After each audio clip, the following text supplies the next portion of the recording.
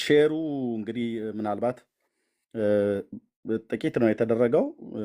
አይ ቲንክ ሰዓቱም እንግዲህ የምንኖርበት ሀገር የተለያየ ስለሆነ ኢትዮጵያ አሁን ጥሩ ሰዓት አይመስለኝም። ማታ ላይ ደግሞ በጣም ብዙ ሰው ስለሚከፍት እዛ ሰዓት ላይ እንዳልደረብ ብዬ ነው። ኦርቶዶክሳውያንም ወንጌላውያንም አማኞች ሁሉም በቃ በየቦታው ህዝቡን በጣጥሶ በየቦታው ሁሉም ይይዛል እና እኔ ኢትዮጵያ ምሽት ላይ የማልገባው ለዛ ነው።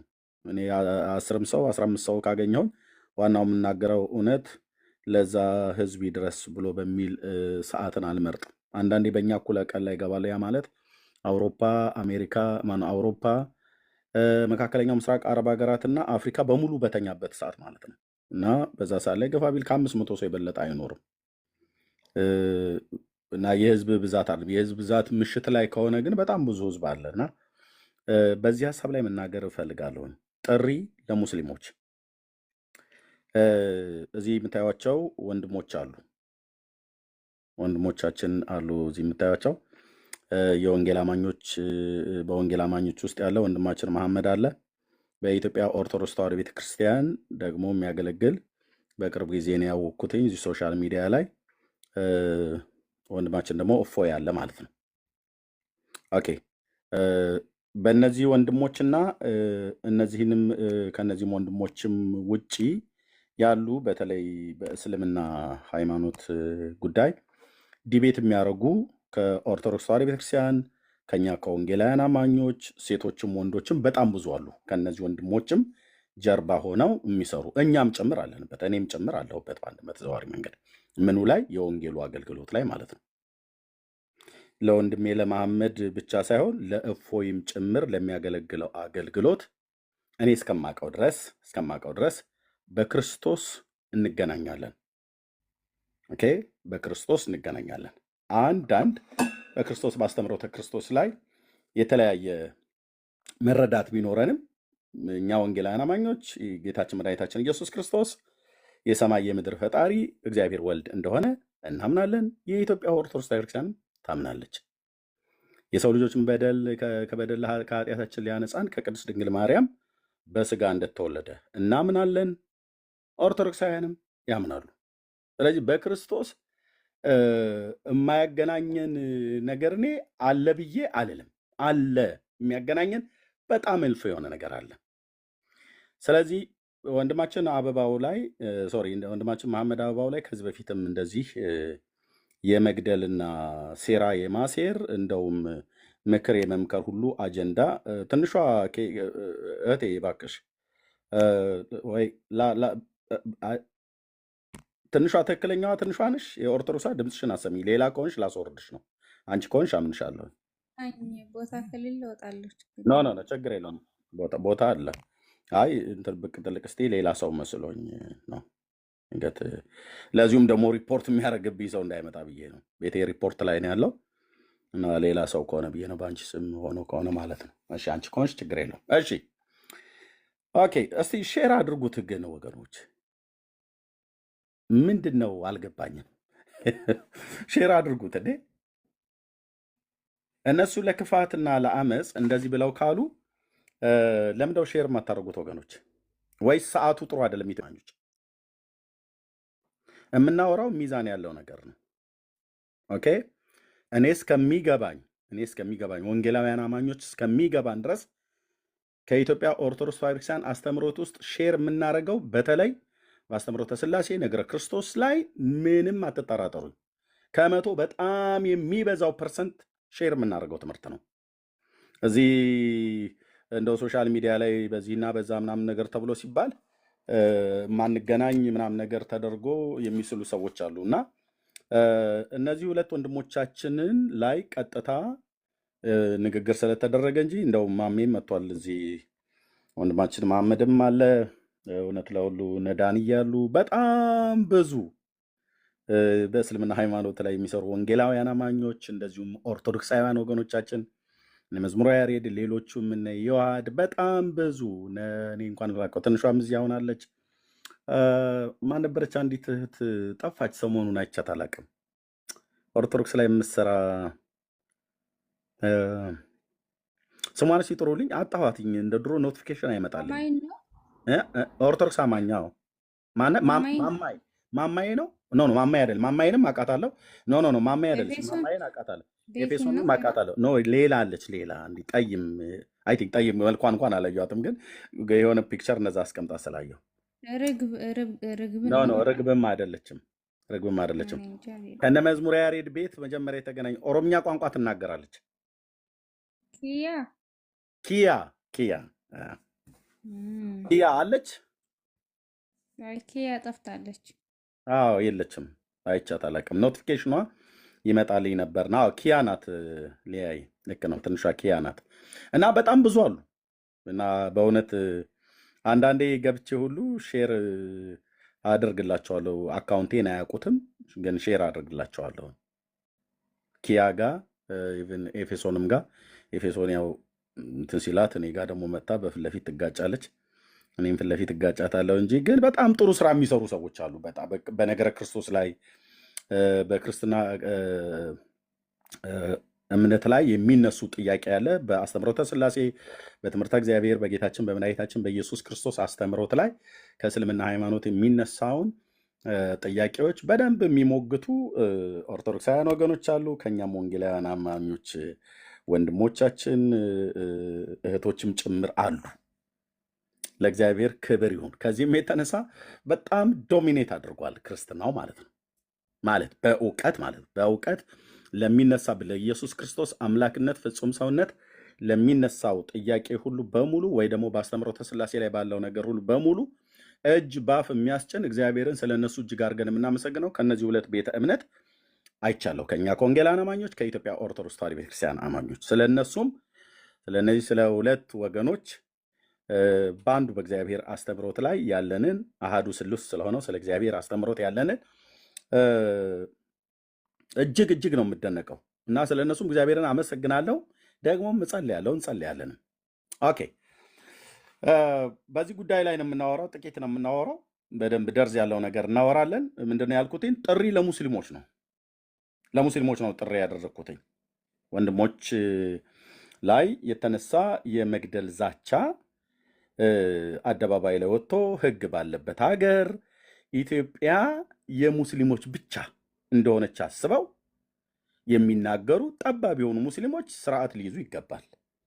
ከኛም ከክርስትናው ዓለም ላይ ደግሞ ኢትዮጵያ የክርስትና ብቻ ብሎ የሚያስብም ጠባብ አስተሳሰብ ያላቸው ሰዎች ይህንንም ጭምር ሊያስወግዱ ይገባል። ስለዚህ ጥሪ ለሙስሊሞች አልኩትኝ።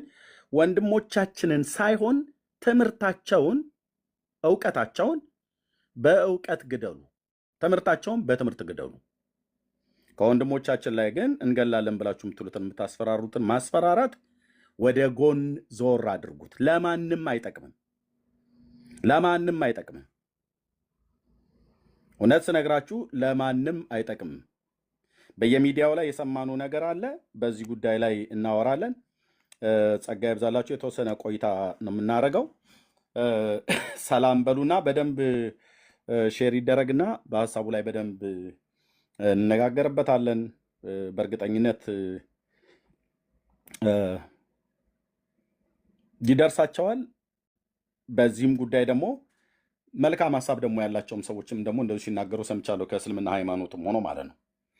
ኦኬ እና ወንድሞች ሰላም ይበሉ፣ እህቶች ሰላም ይበሉና በሀሳቡ ላይ እንነጋገርበታለን። ሼሩ በደንብ ይቀጥል። እኔ ይቅርታ አድርጉልኝ፣ ዝም ብላችሁ ገስት የምትልኩ ሰዎች አቁሙ።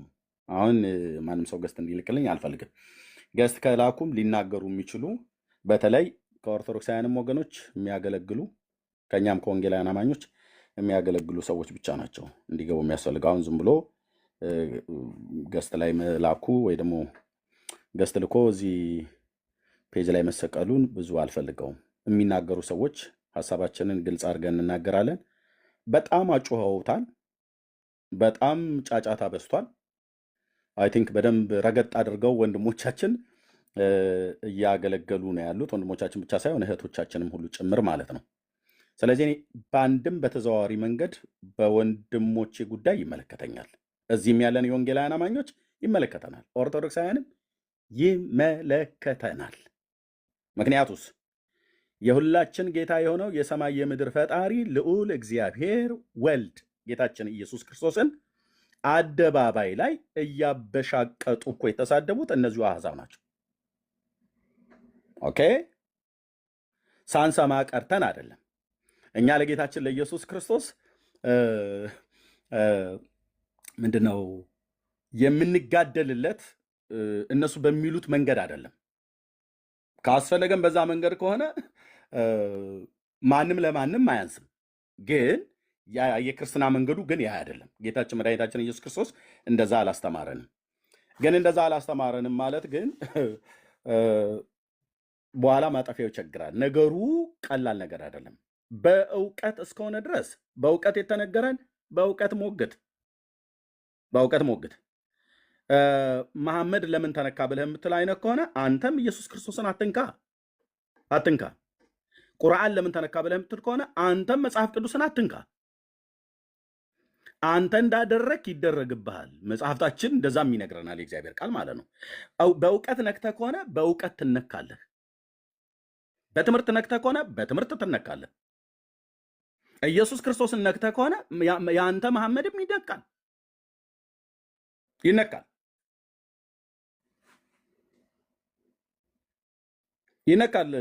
ያንቺም መሐመድ ይነካል። ኦኬ መጽሐፍ ቅዱስን አበሻቅጠህ ከሆነ ቁርአንህ ባይበሻቀጥም ግን ቁርአንህ ላይ የተጻፈው እንዳለ ግልጽ ሆኖ ይነበብላል ማለት ነው። ቁርአኑ ይነበባል። መቼም ቁርአኑን ክርስቲያኖቹ እንዲያነቡት አንፈልግም ብላችሁ እስካላላችሁ ድረስ ማለት ነው።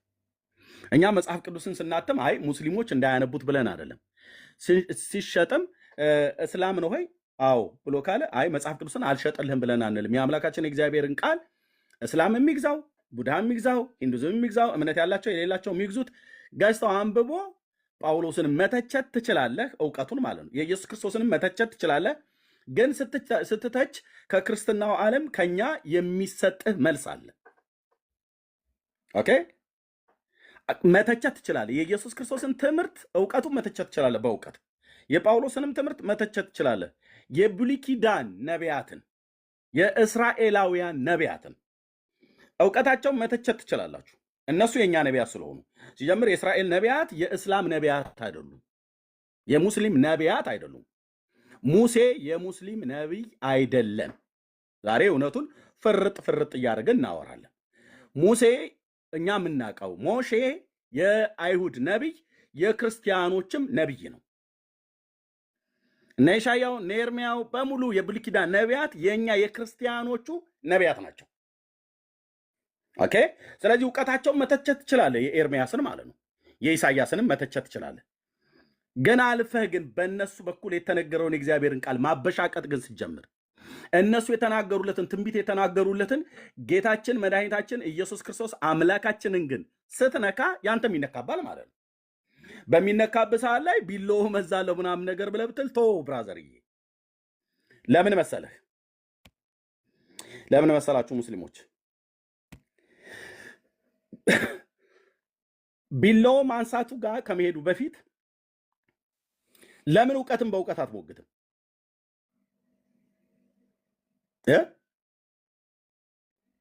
እውቀትን ለምን በእውቀት አትሞግቱትም?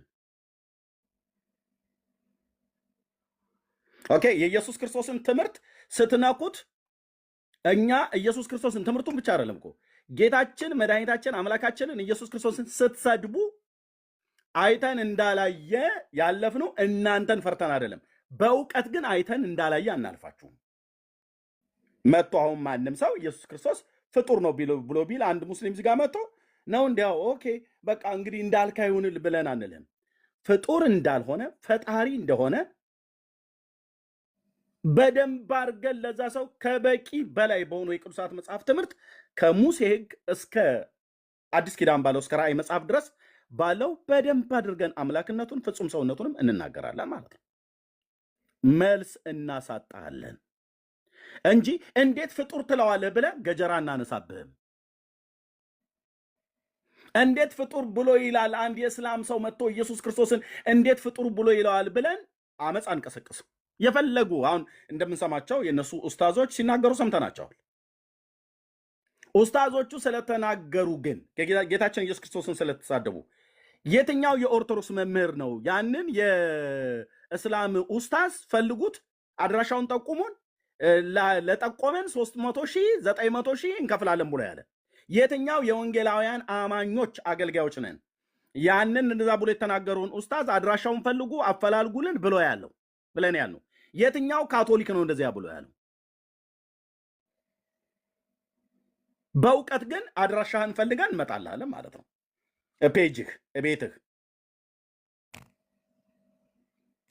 እና እውቀትን በእውቀት ነው እንጂ መግደል፣ ትምህርትን በትምህርት ነው እንጂ መግደል። ሰዎች ከራሳችሁ መጽሐፍት ላይ አንስተው ሲያነቡ የተጻፈውን ካነበቡ የተጻፈው ላይ ነው መልስ መስጠት ያለብህ። የተጻፈው ትክክል ነው ትክክል አይደለም አለ ወይስ የለም ነው። አረብኛው ይላል አይልም። ሙሰፊር ማነው ተርጓሚዎቹ ተርጉማኑ በእናንተ ሲፈስሩት በትክክል ነው የፈሰሩት ወይስ አይደለም ብሎ የሚለውን የሊቃውንቱን ንግግር ወይ ደግሞ ትርጓሜ ከቁርአንህ ጋራ ወይ ከሐዲሳቱ ጋራ ይገናኝ ከሆነ አስተያየተህ ትክክል ካልሆነ ትክክል አይደለም ነው ማለት ያለብህ። ትክክል ከሆነ ደግሞ ትክክል ነው። ስለዚህ እፎይ ከቁርአን አንስቶ ከተናገረ እሰየው ነውም ደግሞ የተናገረው አይደል? እኔ ከቅርብ ጊዜ ወዲህ ስላወቅኩትኝ አየዋለሁ እና ያለ መረጃ አይናገርም። ደግሞ በጣም ሻርፕ የሆነ ወንድም ነው። ጌታ ይባርከው።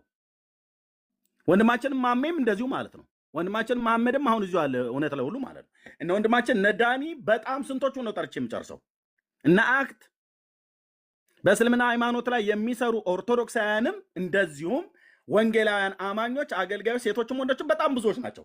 ብዙዎቹን ሰምቻቸዋለሁ። ከኦርቶዶክሳውያንም ወገኖች ያለ መረጃ አያወሩም። እነ ዮሐድን አይቻቸዋለሁ። ያለ መረጃ አያወሩም። በመረጃ ካወሩ አለ ማለት ነው መጽሐፋቸው ላይ። መጽሐፋችሁ ላይ ያለውን ነገር ወይ አርመው ካፈርክበት ወይ ደግሞ ካመንከው ደግሞ ወጥተህ በእውቀት ሞግት። በእውቀት ሞግት። በእውቀት ነው መሞገት። በ21ኛው መቶ ክፍለ ዘመን እንገላለን ትላለህ እንዴ አንተ? ኢትዮጵያውያን እኮ ወገኖች ናቸው። የክርስትናን ሃይማኖት እንደፈለጉ እየጨፈላለቁ ጌታችን መድኃኒታችን ኢየሱስ ክርስቶስን እንደፈለጋቸው ያፋቸው ልጋግ መጥረጊያ እያደረገ የሙስሊም ኡስታዝ የተባለ ወይ ደግሞ የጠገበ ጎረምሳ ወጥቶ በአምላካችን ላይ እንደፈለገ ተናግሮ የማይሰማን ይመስልሃል? የማይሰማን ይመስልሃል? ለወንጌላውያን አማኞች ለኦርቶዶክሳውያኑ የማይሰማን ይመስልሃል? ለካቶሊካውያኑ የማይሰማን ይመስልሃል? ይመስላችኋል ወይ? ያንተ እንዲከበርልህ ከፈለክ፣ መሐመድ እንዲከበርልህ ከፈለክ ኢየሱስ ክርስቶስን አክብራ። ድንበር አትተላለፍ። ቀይ መስመር አትለፍ። ቀይ መስመር አትለፍ። ቀይ መስመር አትለፍ። ያንተ ቁርአን እንዲከበርልህ ከፈለክ ያንተ ቁርአን እንዲከበርልህ ከፈለክ የኛን የክርስቲያኖቹን መጽሐፍ ቅዱስ አክብር። የምን ድንፋታ ነው?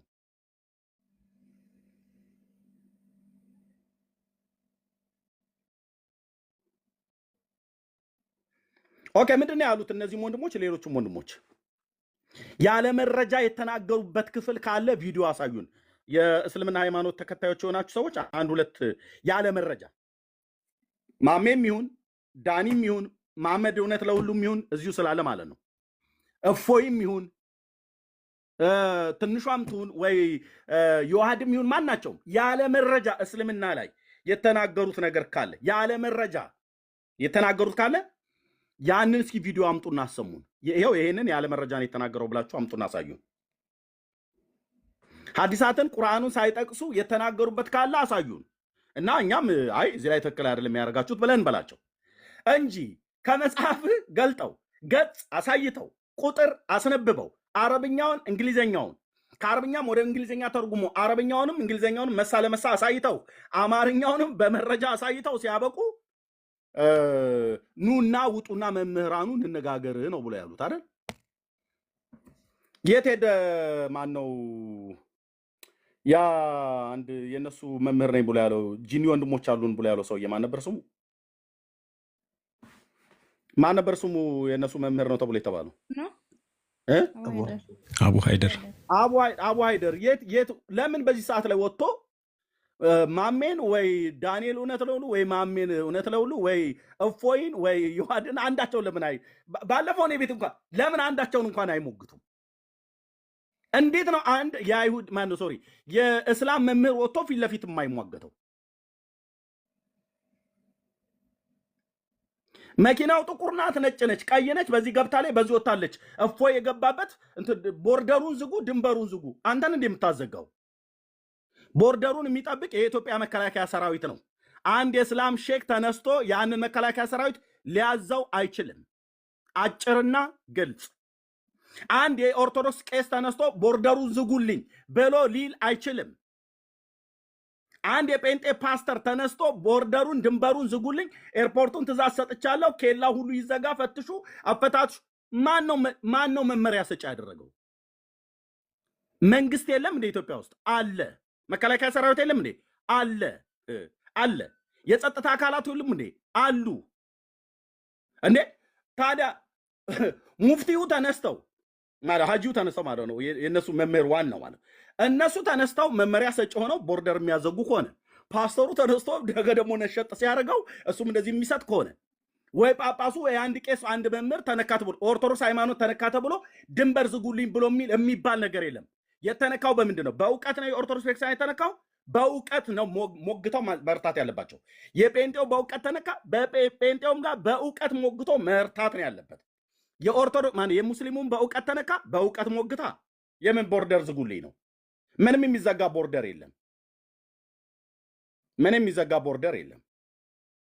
ማን ነው ቦርደር ዘጋ ያደረገው? ምስራቁን ዝጉት፣ ምዕራቡን ዝጉት፣ ሰሜኑን ደቡቡን ዝጉት። እንዴ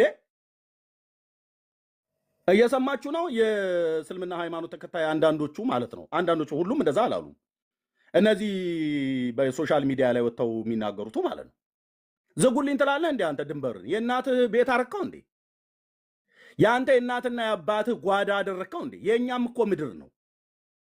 120 ሚሊዮን ህዝብ ምድር ነው። ኦኬ። ለብሔራዊ ህልውናችን አደጋ የሆነ ነገር ካለ መንግስት ነው የሚያዘጋው። ዝጉት፣ ምስራቁን፣ ምዕራቡን፣ ሰሜኑን፣ ደቡብ ብሎ አየር ወለዱን፣ ኮማንዶን፣ የምድር ጦሩን ማለት ነው ጀቱንም ታንኩንም አሰልፎ ዝጉ። እንትና የሚባል ሰውዬ እንዳይወጣ ብሎ ካለ ከፕራይም ሚኒስትሩ ትእዛዝ ይውጣ፣ ኢታማዦር ሹሙ ይናገሩ። ኦኬ። ወይ ደግሞ የእስልምና ሃይማኖት መሪ፣ የኦርቶዶክስ ሃይማኖት መሪ፣ የእኛም የወንጌላውያን ካቶሊካውያንም በሙሉ ተሰብስበው አይዝጉልን ይሄ ሰውዬ ብለው ይበሉ እንጂ አንተ አንድ የጠገብክ ሰውዬ ተነስተ እውቀት በእውቀት መርታት ሲያቅትህ ድንበር ዝጉ፣ ቦርደር ዝጉ፣ በኤርፖርት እንዳይወጣ፣ በጉምሩክ እንዳይሄድ ሁ አዩ ማን አንተ? እኔ አሁን ከበላይ ያሉት እንደዚህ ሲሉ አልሰማሁም። በህግ እንጠይቃለን ነው ብሎ ያሉት። እነዚህ ግን የሶሻል ሚዲያ ላይ ወጥተው የሚናገሩት ማለት ነው። ማን ነው ማን? እኔ እምልህ ማን በማን ላይ ነው የሚዘጋው?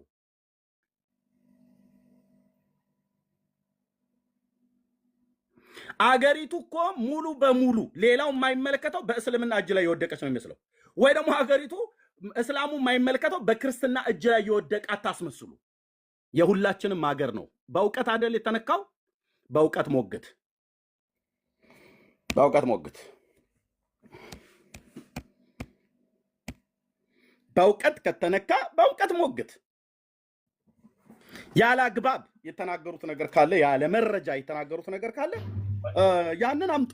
እኛም ትክክል አይደላችሁም ብለን እንላቸዋለን። የተናገሩ ወገኖችን ማለት ነው።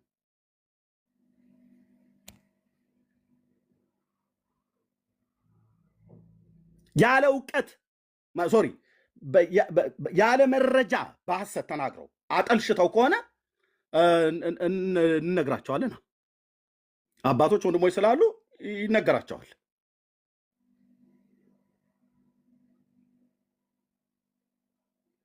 እጠር ትላለህ እንዴ አንተ? ነውር እኮ ነው። ማን በማን ላይ ነው በር የሚዘጋ? ማን በማን ላይ ነው አጥር የሚያጥረው?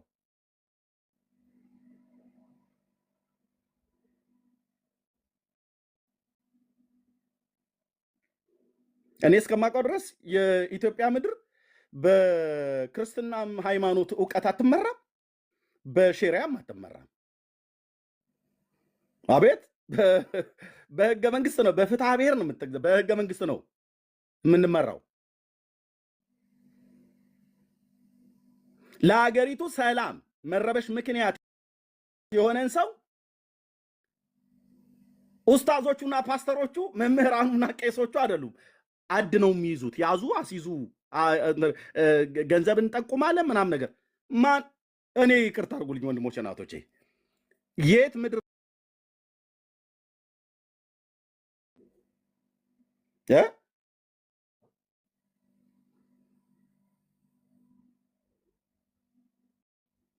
የእናንተ የእኛን የጌታችን የኢየሱስ ክርስቶስን ክብር ዝቅ እያደረጉ የአምላካችንን ስም እያጠለሹ መጽሐፍ ቅዱስን እያራከሱ ባይናገሩ ኖሮ ኦኬ። አሁን እዚህም ያሉ ወንድሞች መረጃ ሳይኖራቸው ቁርአንን አጠልሽተው ቢናገሩ ትክክል አይደለም ነው የምንላቸው። ግን እኔ እስከሰማው ድረስ ሶሻል ሚዲያ ላይ የማገለግል ሰው እንደመሆኔ መጠን በሶሻል ሚዲያው ላይ ስላለው ሰምቻቸዋለሁ። እነዚህም ወንድሞች ሌሎቻችንም ማለት ነው የተጻፈውን ነው አውጥቶ ያነበበልህ። አይ እፎይ ያነበበው ቁርአን የኛ አይደለም ብላችሁ ካላችሁ ነው ኦኬ። አይ አይደለም በቃ አቶ እፎይ ብለን እንለዋለን። መሐመድ ያነበበው ወይ ሌሎች ወንድሞቻችን እህቶቻችን የሚያወጡት መረጃ የኛ ቁርአንን የሚመለከት አይደለም፣ የኛ ሐዲሳትም አይደለም። መተርጉማኑም ሲተረጉሙት የኛ የተረጎሙት አይደሉም ብላችሁ ካላችሁ ነው ኦኬ። ካልሆነስ እናንተ ያልተጻፈውን ጌታችን መድኃኒታችን ኢየሱስ ክርስቶስ ላይ የተጻፈውንም እኛን የቃሉ ባለቤቶች መጠየቅ ሲገባችሁ እንደፈለክ ተርጉመህ ኢየሱስ ክርስቶስ አምላኬን አበሻቅጠህ ተሳድበህ ያንተ የተጻፈው ሲነገርህ ዝም እንድንል አትጠብቅ፣ ዝም እንድንል አትጠብቅ። እኔ እስከ ዛሬ ድረስ ሙስሊሞች ሲያወሩ ሲሟገቱ ሰማው ከኦርቶዶክሳውያን ወገኖችም ከኛም ከወንጌላውያን አማኞች ጋር ዲቤት ሲያደርጉ የሰማሁት ከነ ማሜም ከነ ዳኒም ጋር ከነ እፎይም ጋር ከሌሎችም ጋር ሲሟገቱም ሰማው፣ ከነ ዮሐድም ጋር ሲሟገቱም ሰማው። በእኛ በክርስትና ትምህርት ላይ ነው መተው ስላሴ ላይ ነው። መሐመድ ላይ አንድ ቀን ሲሟገቱ ሰምተን፣ ቁርአን ላይ ሲሟገቱ ሰምተን አናውቅም። ኦኬ ታዲያ ኦርቶዶክስም ወንጌላውያንም አማኞች በክርስቶስም በስላሴ የትምህርትም ጉዳይ መታችሁ ስትሟገቱ የእኛን አትንኩ እኮ ብለዋል አሉ። ተሟግተዋቸዋል።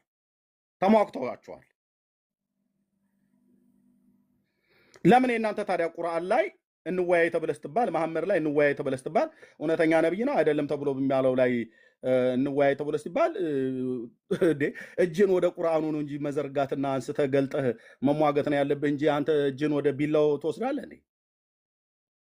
ዋት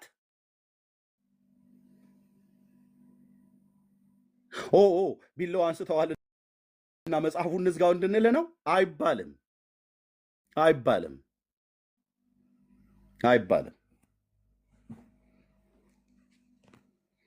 ስለዚህ እኔ እነኚህ የተናገሩ ሰዎች ሶሻል ሚዲያ ላይ 300,000 አዘጋጃለሁ ምናምን ነገር ብሎ ያለ ሰውዬ እፎይ ሳይሆን ለህግ መቅረብ ያለበት 300,000 አዘጋጃለሁ ብሎ ያለው ሰውዬ ነው ለህግ መቅረብ ያለበት።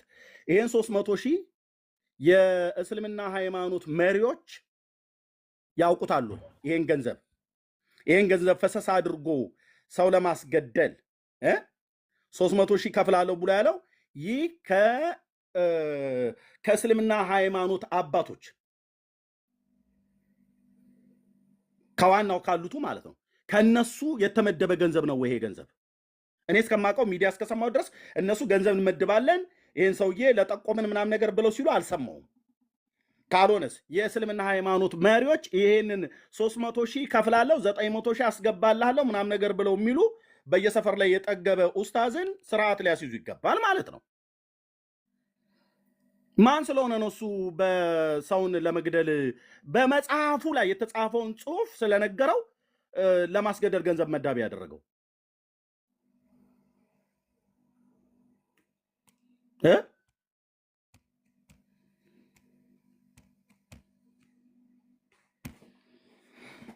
ማን ያደረገው?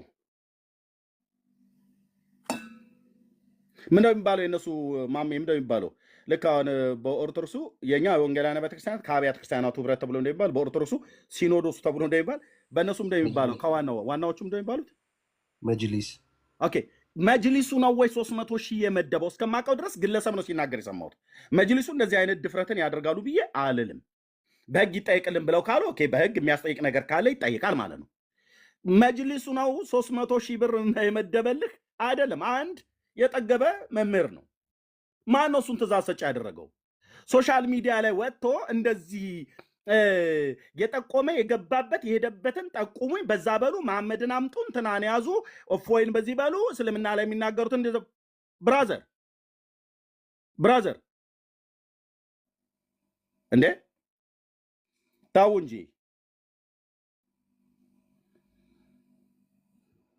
እንጂ ብራዘር ቢሎ ላንሳ ትላለህ እንዴ? አንዳንዱ መስመር አንገቱን ቀንጥ ሰጣለ ይላል። ታው ኧረ ታው እባክህ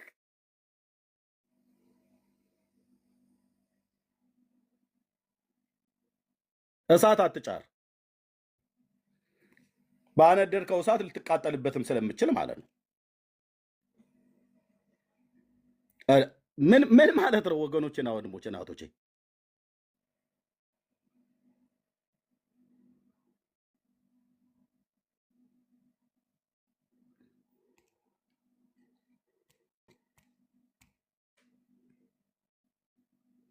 እሺ ኤርሚዬ የተወሰነሽ ቀጥል።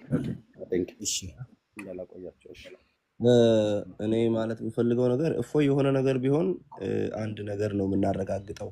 እፎይም ይሁን ማሜም አሁን ገብቷል። ማሜ ወንድማችን ብቻ እስልምና ላይ ወንድሞች አንድ ነገር ቢሆኑ አንድ ነገር ፕሩቭ ያደርግልናል ወይም ደግሞ ያረጋግጥልናል። ምንድነው የሚያረጋግጥልን? ስናወራ የነበረውን ነገር ያረጋግጡልናል ማለት ነው። እኛ ስናወራ የነበረው ነገር እስልምና ትችት ይፈራል፣ ጥያቄ ይፈራል፣ ጠንከር ያለ ጥያቄና ትችት ይፈራል። ከዛ ደግሞ ገዳይ ነው ስንል የነበረውን በተግባር ያረጋግጡታል። ስለዚህ የሚወስዱት እርምጃ እኛ ይህን ሁሉ ዓመት ሚዲያ ላይ ስናወራ የነበርነው ነገር እውነት መሆኑን በተግባር የሚያደርጉት ነገር መሆኑን አድርገው ያሳዩታል ማለት ነው። ስለዚህ ለሙስሊሞች ይሄ አጣብቂኝ ነው። ባይ ዝም ካሉ ጥያቄውን ይፈራሉ፣ ጥያቄው መቆሚያ የለውም። ከገደሉ ደግሞ ስቲል እኛ እያልን ያለነው ነገር እውነት መሆኑን ያረጋግጡታል። ስለዚህ ለሙስሊሞች እኔ አጣብቂኝ ነው። ሁለት መጥፎ ነገር፣ ዝም ካሉም መጥፎ ነው፣ የሆነ ነገር ካደረጉም መጥፎ ነው። አሁን ማሳደዳቸውም መጥፎ ነው። ለምን? እኛ እስልምና አሳዳጅ ነው። እስልምና ጥያቄን በጥያቄ ፊት፣ በክሪቲሲዝም ፊት፣ በትችት ፊት መቆም የማይችል ነው። ስለዚህ ራሱን ለማስቀጠል ኃይል መጠቀም ያለበት ሃይማኖት ነው ብለን ደጋግመን ስናወራ የነበረው ነገር እውነት መሆኑን እያሳዩ ነው ባይዘያ። ስለዚህ ይሄንን እናረጋግጣለን። ሌላው ለምን ውይይት አይወያይም ይላሉ ብዙ ሰዎች። አሁን ምናልባት አንዳንድ ሙስሊሞች ቪዲዮዎቻቸውን አይቼ ነበር። እንደዚህ ብቻውን ከሚሳደብ ለምን ውይይት አትወያዩም ምናምን ሲሉ ነበር። ስንት ጊዜ ውይይት ጥሪ አቅርቧል። እፎይ ስንት ጊዜ ቤታቸው ድረስ ሄዶ አቅርቧል። ባይዜ ሰምታችሁ ከሆነ አሁን ሶሻል ሚዲያ ላይ ፌመስ የሆነውን የእሱ ድምፅ ታፍሩበታላችሁ የሚለውን ያለው ታሪኩ እንደዚህ ነው። እፎይ ያለበት ምክንያት ይሄን ከማለቱ በፊት ኡስታዞቹ ተሰብስበው ቤታቸው ላይ የጳውሎስ አሳፋሪ ድርጊቶች በሚል ላይቭ ገቡ፣ በአጠቃላይ ተሰብስበው። ከዛ የዛን ቀን ቤታቸው ሄደ። ይሄ ከ3 ወር በፊት ምናምን ማለት። ከዛ ቤታቸው ሄደ። ለምን ውይይት አናረገውም እንወያይበት ብሎ የውይይት ጥሪ ሲያቀርብ ጊዜ ሚውት አረጉት። ከዛ በማግስቱ ወር በሁለተኛ ቀኑ ካልተሳሳት እሱ ቪዲዮ ሰራ ማለት ነው። እነሱ የጳውሎስ አሳፋሪ ድርጊቶች ብለው ስለገቡ የሙሐመድ አሳፋሪ ነገሮች እነዚህ ናቸው፣ ውይይት ጥሪ አቅርቤላችሁ ሚውት አረጋችሁ ይማታ፣ ስለዚህ ታፍሩበታላችሁ በነብያችሁ ማለት ነው የሚለውን ድምጽ ባይዘ የተናገረው በዚህ ምክንያት ነው። የሚገርማችሁ እውነት ኤቭሪ ታይም ሁል ጊዜ ከነቢያቸው ከሙሐመድ ዘመን ጀምሮ ሁል ጊዜ ነገር ፈላጊ እስልምና ነው። ከዛ የመልስ ምቱ ሲከብደው አልቃሻ ደግሞ እስልምና ነው። ሁሌ ይሄ በታሪካቸው በቁርአናቸው ራሱ ያለ ነው። የከብቶች ምዕራፍ የሚባል አለ። የከብቶች ምዕራፍ 108 ላይ ማሜ ታሪኩን በደንብ ማውራት ይችላል።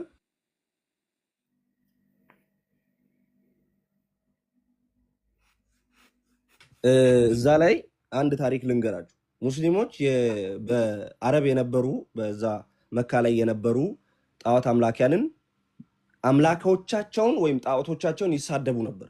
ከዛ ሰዎቹ መጡና ለነብዩ ተው ሙሐመድ ወይ አቤት ተከታዮችህን አሳርፋቸው፣ እኛ የአባቶቻችንን አማልክት የምንከተላቸውን ሃይማኖታችንን እየተሳደቡ ነው፣ ስለዚህ ተከታዮችህን ዝም አስብላቸው አሉት። ከዛ ሙሐመድ ጸጥ አለ፣ ባላየ ማለት ነው። ሁለተኛ ጊዜ ነገሩት፣ ዝም አለ። ከዛ ሰዎቹ ኦኬ አታርፉም ብለው መሳደብ ጀመሩ። ልክ ሲሳደቡ እነዛ ሰዎች ጣዖት አምላኪያን ሙሐመድ ምን አለ? ከአላህ ዘንድ መገለጥ መጣልኛልና የጣዖት አምላኪያንን አማልክት አትሳደቡ፣ ምክንያቱም እነሱ የመልስ የምትመልሰው ይሳደባሉ፣ ስለዚህ አትሳደቡባቸው ብሎ አለ ማለት ነው። እዚህ ታሪክ ውስጥ ራሱ በዛው በሙሐመድ ዘመን የምናየው ነገር ቀድመው የተሳደቡት ሙስሊሞች ናቸው። ሰዎቹ አስጠንቅቀው መጨረሻ ላይ መልሰው ሲሰድቧቸው ነው አይ አትስደቡ በቃ ከዚህ በኋላ ብሏል አላህ ብሎ ህግ ያወጣው። ይሄ በታሪክ ሲደጋገም ይኖራል። ራሳቸው ነገር ይፈልጋሉ፣ ከዚያ የመልስ ምቱ ሲበረታባቸው ያለቅሳሉ፣ እንትን ይሆናሉ፣ ቪክቲም ይሆናሉ ማለት ነው። ሚዲያ ላይ ወጥተው ተጠቂ ነን፣ ተሰዳቢ ነን፣ ስንሰደድ ኖረናል፣ እኛ ከእንትን ዘመን ጀምሮ መብታችን እንደተረገጠ ሲሉ ሲያለቅሱ ይኖራሉ። ይሄ ኢስላሚክ ሜንታሊቲ ነው የሚባለው። የእስልምና ሜንታሊቲ እንደዚህ ነው። የበታችነት ስሜት አለባቸው። እፎይ እንዴት ነው ወደ ንጽጽር የገባው የሚለውን እንደው ሁላችሁም ዩቲዩብ ላይ ገብታችሁ ካለ ብታዩ በጣም ደስ ይለኛል። እፎይ እንዴት ነው የገባው የሚለውን ታሪኩን ሲናገር ብትሰሙ በጣም ነው የምታዝኑት። ሌላ ስራ የነበረው ሌላ ህይወት የነበረው ስለ እስልምና ምንም የማያውቅ ሰውዬ አንድ ቄስ ስልጤ አካባቢ በስመ አብ ወወልድ ወመንፈስ ቅዱስ ብሎ ቤተክርስቲያን አውደ ምሕረት ላይ ነው ባይዜ ሌላ ቦታ አይደለም። መስጂድ ውስጥ ወይ መስጂድ በር ላይ ነገር ለመፈለግ ሄዶ አይደለም። ቤተክርስቲያን አውደ ምሕረት ላይ በስመ አብ ወወልድ ወመንፈስ ቅዱስ አለ በስልጥኛ። የስልጤ ቋንቋ የክርስቲያን ነው፣ እንዴት እስልምናን ማን ነው በስመ አብ ወልድ ትላለህ ብለው ሰውየውን አሳድዱት። ከዛ እፎይ ይሄንን ሰማና ምንድነው የተከሰተ ያለው ተው ብሎ ተቃውሞ አቀረበ። ምንም ስለ እስልምና ያወራው ክፉ ነገር የለም። ሰውየው ስለተሰደደ ለሰውየው ዲፌንስ ቆመለት። መተው ሞለጩት። ከዛ ነው ወደዚህ ነገር ውስጥ የገባው። ባለፈው የምታስታውሱት የሆነ ጊዜ ላይ ዮኒ ማኛ ከዮኒ ማኛ ጋር የተፈጠረው ሰጣ ገባ እንዴት ነው የተጀመረው? ዮኒ ማኛ መዝሙሩን ከፍቶ የበዓል ጊዜ ላይቭን እንደለመደው ሊያወራ ሲገባ ከስር መጥተው አንተ ሰው አምላኪ ሽንት ቤት የሚገባ ብለው ስድብ ጀመሩ። የሰው የምታመልኩት ቀን ደረሰ ምናምን እያሉት። ከዛ እሱ የመልስ የምትሰጠ ተጦዘ። ይሄ ታሪክ ሲደጋገም የሚኖረው ነገር ይፈልጋሉ ራሳቸው፣ የመልስ ምቱ ሲከብዳቸው ያለቅሳሉ። ስለዚህ እንደዚህ ናቸው ሙስሊሞች። ሲቀጥል እነሱ እንኳን ለኛ ለክርስቲያኖች እርስ በርስ ይገዳደላሉ። አሁን ይሄ የሆነ ጊዜ ላይ ቲክታክ ላይ አለ ሲዘዋወር አይታችሁ ከሆነ ሙስሊሞች ተከፋፍለው ሰለፊና አህባሽ ተከፋፍለው፣ ሰለፊዎቹ ይመስሉኛል አህባሾች ብዙ ሰው አይመቱም፣ በእንደዚህ አይነት ነገር ውስጥ አይሳተፉም። ግን አህባሾችን መስጂድ ውስጥ ከትክተዋቸዋል፣ ደም በደም አድርገዋቸው የተቀረጸ ቪዲዮ ቲክታክ ላይ ሲዞር ነበር። እነሱ እዛው እርስ በርስ እንኳን እንደዚህ ናቸው። ልል የምፈልገው ነገር ምንድነው? እፎይም ይሁን ማሜ ማናችንም እዚህ ጋር መተን ያልተጻፈ ነገር አላነበብንም። መጽሐፍ አነሳን፣ ይሄ ሰውዬ እንዲያርጓል ይላል፣ ይሄ ነውር አይደለም ወይ? እኔ በአእምሮዬ ስመዝነው ይሄ ሰውዬ ያደረገው ነገር ነውር ነው። ነውር ያደረገ ሰው እንዴት ነው ነብይ የምትሉት ብለን ጥያቄ ጠይቀን፣ ተሰደብን ለምን ትላላችሁ? ውይይት ትፈልጋላችሁ? ለውይይት አቡ ሃይደር ጋር አላስደወልንም? ስንት ሺህ ሰው እያወቀ ሚዲያ ላይ የዛሬ 2 ዓመት ይሆናል። የዛሬ 2 ዓመት ተሰብስበው እነ ዮኒ ማኛ መተው እኔ ደውላለሁ ብሎ ኃላፊነት ወስዶ ራሱ ደውሎ አልመጣም አላለም። ውይይት ዮኒ ማኛም ቤት እኔም ቤት ሁሉ ጭምር አስታውሳለሁ። እውቀት ሞግቱ። ስለዚህ የስድብ ቃል የምትጠቀሙ ማናችሁም አቁሙ የስድብ ቃል። ቴንክ ዩ ማሜ ቀጥል። ያ እኔ ልል የነበረው ነገር በአጠቃላይ ቀድሞ ጀማሪ እነሱ ናቸው። የመልስ ምትኛ ስንሰጥ ያለቅሳሉ። እኛ ክርስትና ላይም ቅድም ኤርሚያ አንተ በጣም ብዙ ነገር ብለሃል። ስለ ክርስቶስ ስለ ስላሴ ሲያወሩ ምንም ብለን አናውቅም። ምንም ክፉ ነገር አንልም። ተቃውሞ ሰላማዊ ሰልፍ በኢትዮጵያ ታሪክ ውስጥ እኔ እስከማውቀው ድረስ እኔ እንግዲህ ራሴን ሳቅ እና ሚዲያ ስጠቀም ሙስሊም ሰባኪ እንዲህ ብሏል ለምን አለ ተብሎ በክርስትና ሳይድ የተወጣ ሰላማዊ ሰልፍ አላውቅም። እኔ ሰምቼ አላውቅም። ጎድዬ ካልሆነ ከኢንፎርሜሽን ቀርቼ ካልሆነ በቀር ለምንድን ነው ማንወጣው? ለምንድን ነው እየየ ማንለው? በሁለት ምክንያት ነው ብዬ ነው ማስበው። እኔ የመጀመሪያው ጥያቄዎቹን አንፈራቸውም፣ መልስ እንዳለን እናውቃለን። ሁለተኛ ደግሞ ለጊዜው መመለስ ባንችል እንኳን መፍትሄው ሰይፍ እንዳልሆነ እናውቃለን። ባጄ እኔ አንድን ሰው ይዤ የሆነን ነገር ትክዳለህ አትክድም ብዬ ካስገደድኩት ሰውየውን እንደውም እልህ ነው የሚይዘው። ጉልበት ማንንም ሐሳብ አስቀይሮ አያውቅም። ጉልበት ማንንም አሳምኖ አያውቅም። ይሄንን እናውቃለን። የሰለጠነ ማይንድ አለ። ስለዚህ ጥያቄው ቢከብደን ጥያቄውን ባንመልስ እንኳን ሰይፍ ትክክለኛው አካሄድ እንዳልሆነ ስለምናቅ እየየ ማለት ትክክለኛው መንገድ እንዳልሆነ ስለምናቅ እንደዚህ አይነት አላስፈላጊ አካሄድ አንሄድም። ስለዚህ በህግ ይኬድ፣ በህግ ሂዱ። በህግ ማለት በኢትዮጵያ ህገ መንግስት ማለት በእናንተ ህግ አይደለም። የእናንተ ህግ አይመለከተንም። በኢትዮጵያ ህግ ከተኬደ ነገሩ ዞሮ እናንተ ላይ ነው የሚመጣው። እናንተ ናችሁ የመጀመሪያ ተከሳሽ፣ የመጀመሪያ ታሳሪ፣ እስረኛ የምትሆኑት እናንተ ናችሁ። ለዚህ ደግሞ ብዙ ማስረጃ እንሰጣለን እኛ ለፍርድ ቤቱም ለህግ አካላትም ብዙ ማስረጃዎች አሉን። በመጽሐፍ ደረጃ አለን፣ በቪዲዮ ደረጃ አለን፣ በድምጽ ደረጃ አለን። አውቀን የኛን ልጆች ሙስሊሞችን ሂጃብ እንዲያወልቁ አስደርገን ወይ ደግሞ ክርስቲያኖችን ገንዘብ ዝም ብሎ ክርስቲያን አለ አይደለ በቃ ብር የቸገረው ወጣት ዝም ብሎ ሰፈር ውስጥ ወዲያ ወዲህ የሚሯሯጥ እና ዝም ብለን ገንዘብ ክፍለን ሂጃቧን ሲያስወልቃት ድራማ አሰርተን እንላለን የሚል ሪከርድ አለ። ባይጄ ተናጋሪዎቹ ይታወቃሉ፣ ስብሰባው ይታወቃል። እንደዚህ አይነት ሴራ ይሰራል። ይሄንን ሁሉ አሳልፈን ለህግ እንሰጥና እስኪ እናንተ በህግ አካሄድ ካዋጣችሁ እንመለከታለን እናያለን። ስለዚህ የህጉም ስለማያዋጣችሁ የምታረጉት ነገር ምንድነው? በደቦ እንደ ይሄ አንድ ላይ ተሰብስባችሁ የራሳችሁን ፍርድ መስጠት ነው የምትጀምሩት ማለት እንጂ በህግ ከሄዳችሁ ተሸናፊ ናችሁ እናንተ ራሳችሁ። ቴንክ ዩ ኤርሚ፣ ጨርሻለሁ። ቴንክ ዩ ማሜ። እሺ መርጌታ። እሺ እግዚአብሔር ይስጥልኝ፣ አመሰግናለሁ። ይሄ በጣም በተደጋጋሚ የነበረና ብዙ ጊዜ ደግሞ ጉዳቱ ማን ላይ እንደሚያርፍ እንግዲህ እግዚአብሔር ያውቀዋል። እኛ ደግሞ እንደ እግዚአብሔር ቃል መጋቢዎች እንደ እግዚአብሔር ቃል የእግዚአብሔርን ቃል እንደ መቀበላችን መጠን የክርስቶስ ትእዛዝ ምንድን ነው ያለው? ምን ይላል የእግዚአብሔር ቃል ስንል መጽሐፉ ኢትፍረወሙ ለእለ ይቀትሉ ሥጋክሙ ለእለ ይቀትሉ ሥጋ ወለነፍስክሙ ይክሉ ቀትሎታ። ሥጋችሁን ለሚገድሉ ሰዎች አትፍሯቸው አለ። ወለነፍስክሙ ይክሉ ቀትሎታ፣ ነፍሳችሁን መግደል አይችሉምና። አላ ፍርህዎ ለዘይቀትል ሥጋሂ ወነፍስ በገሃነም፣ ሥጋንም ነፍስንም በገሃነም የሚያስገባውን ገሃነም የሚከተውን እሱን ብቻ ፍሩት እንጂ ሥጋን ለሚገድሉ አትፍሯቸው ነው የሚለው መጽሐፉ። ከዚህ የተነሳ እንዲሁ የሥጋ ገዳዮች ጥንቱንም የነፍሰ ገዳይ ነፍሰ ገዳይ ማን ነው? ዲያብሎስ ነው። ዲያብሎስ በባህሪው ነፍሰ ገዳይ ነው የሚለው አለ።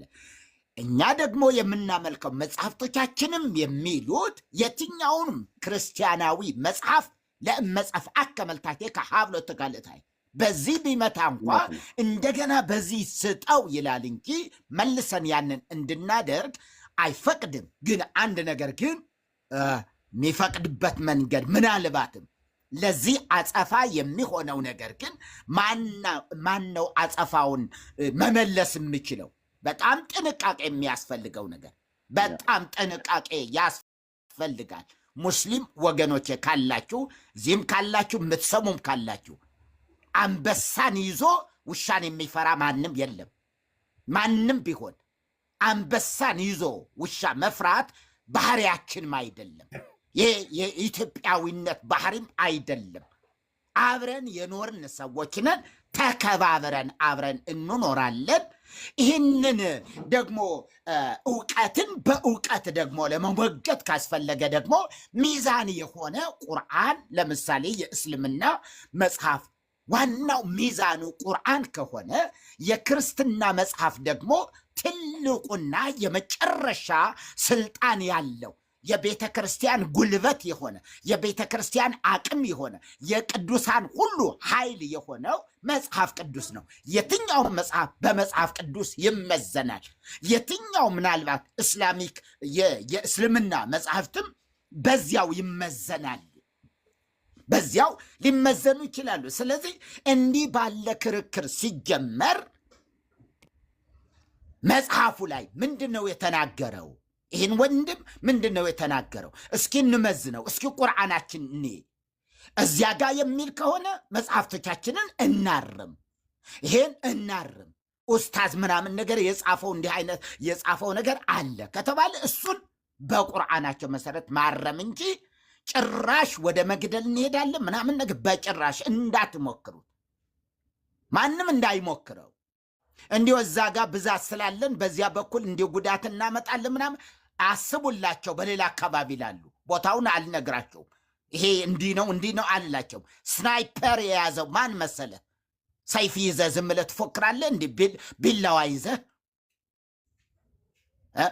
ክላሽ ከያዘው ጋር እንትን ማድረግ ጥሩ ስላልሆነ፣ አጸፌታው መልካም ስላልሆነ፣ የሚጠብቀው በእጅጉ የከፋ ስለሆነ የከፋ መሆኑን አውቃችሁ ሰብሰብ ማለቱ ጥሩ ነው። የእስልምና ምክር ቤትም ቢሆን በዚህ ላይ በደንብ ምላሽ ሊሰጥ ይገባዋል። ምላሽ ሊሰጥ ይገባዋል። የምናመልከው ጌታችን፣ አምላካችን፣ ሕይወታችን፣ ሞገሳችን የሆነው ክርስቶስ ሲሰደብ እኮ እንሰማለን። አካኪ ዘራፍ አላልንም። ያንዳንዱ መሳሪያ የያዝኩ ውጣ፣ ክላሽ የያዝኩ ውጣ አንልም አላልንምም። ግን አንድ የንስሐ አባት ቢያዝ ምን ሊመጣን?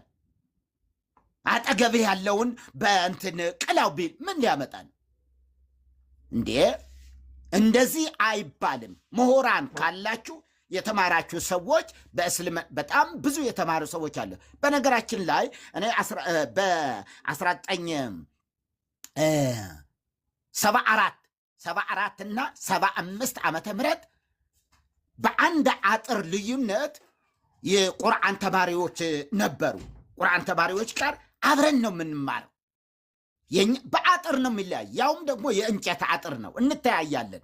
እነሱ እዛ ሰደራን እንደዛ ነበረ የሚባሉ። ከዛ ማታ ደግሞ ስንለምን አብረን ነው የምንሄደው። ሙስሊም ቤት እንለምናለን፣ ሙስሊሞች ደግሞ ክርስቲያን ቤት ይለምናሉ።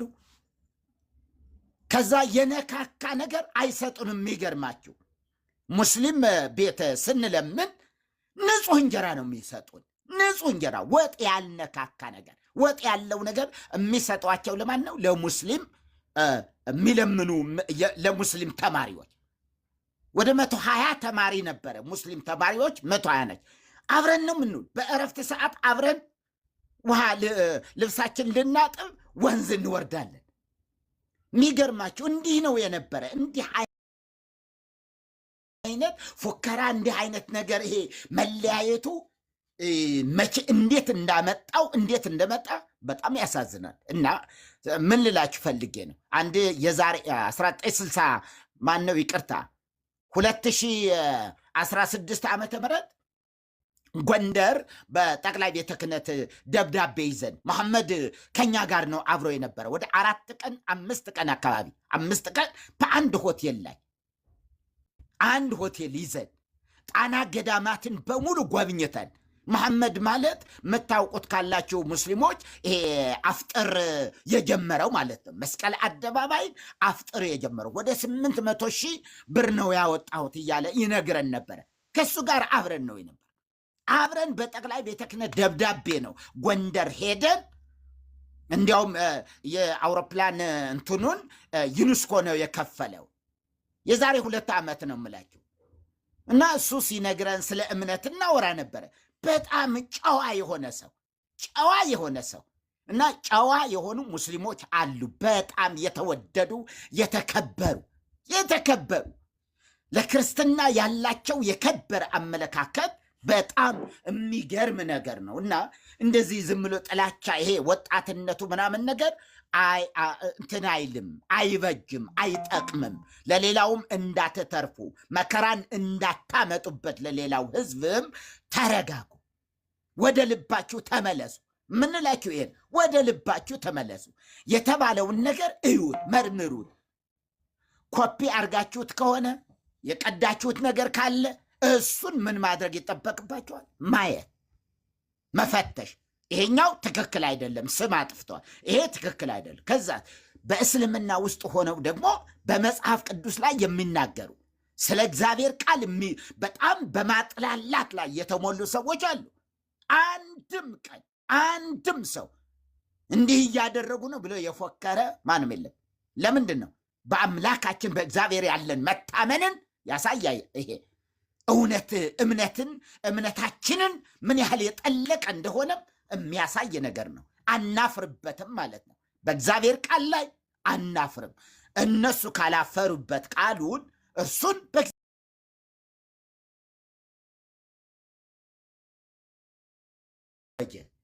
እውነታው ይሄ ነው እና ስለዚህ ይሄ ዝም ብሎ የጦርነት ነጋሪት እንትን ማድረጉ ተገቢ አይደለም።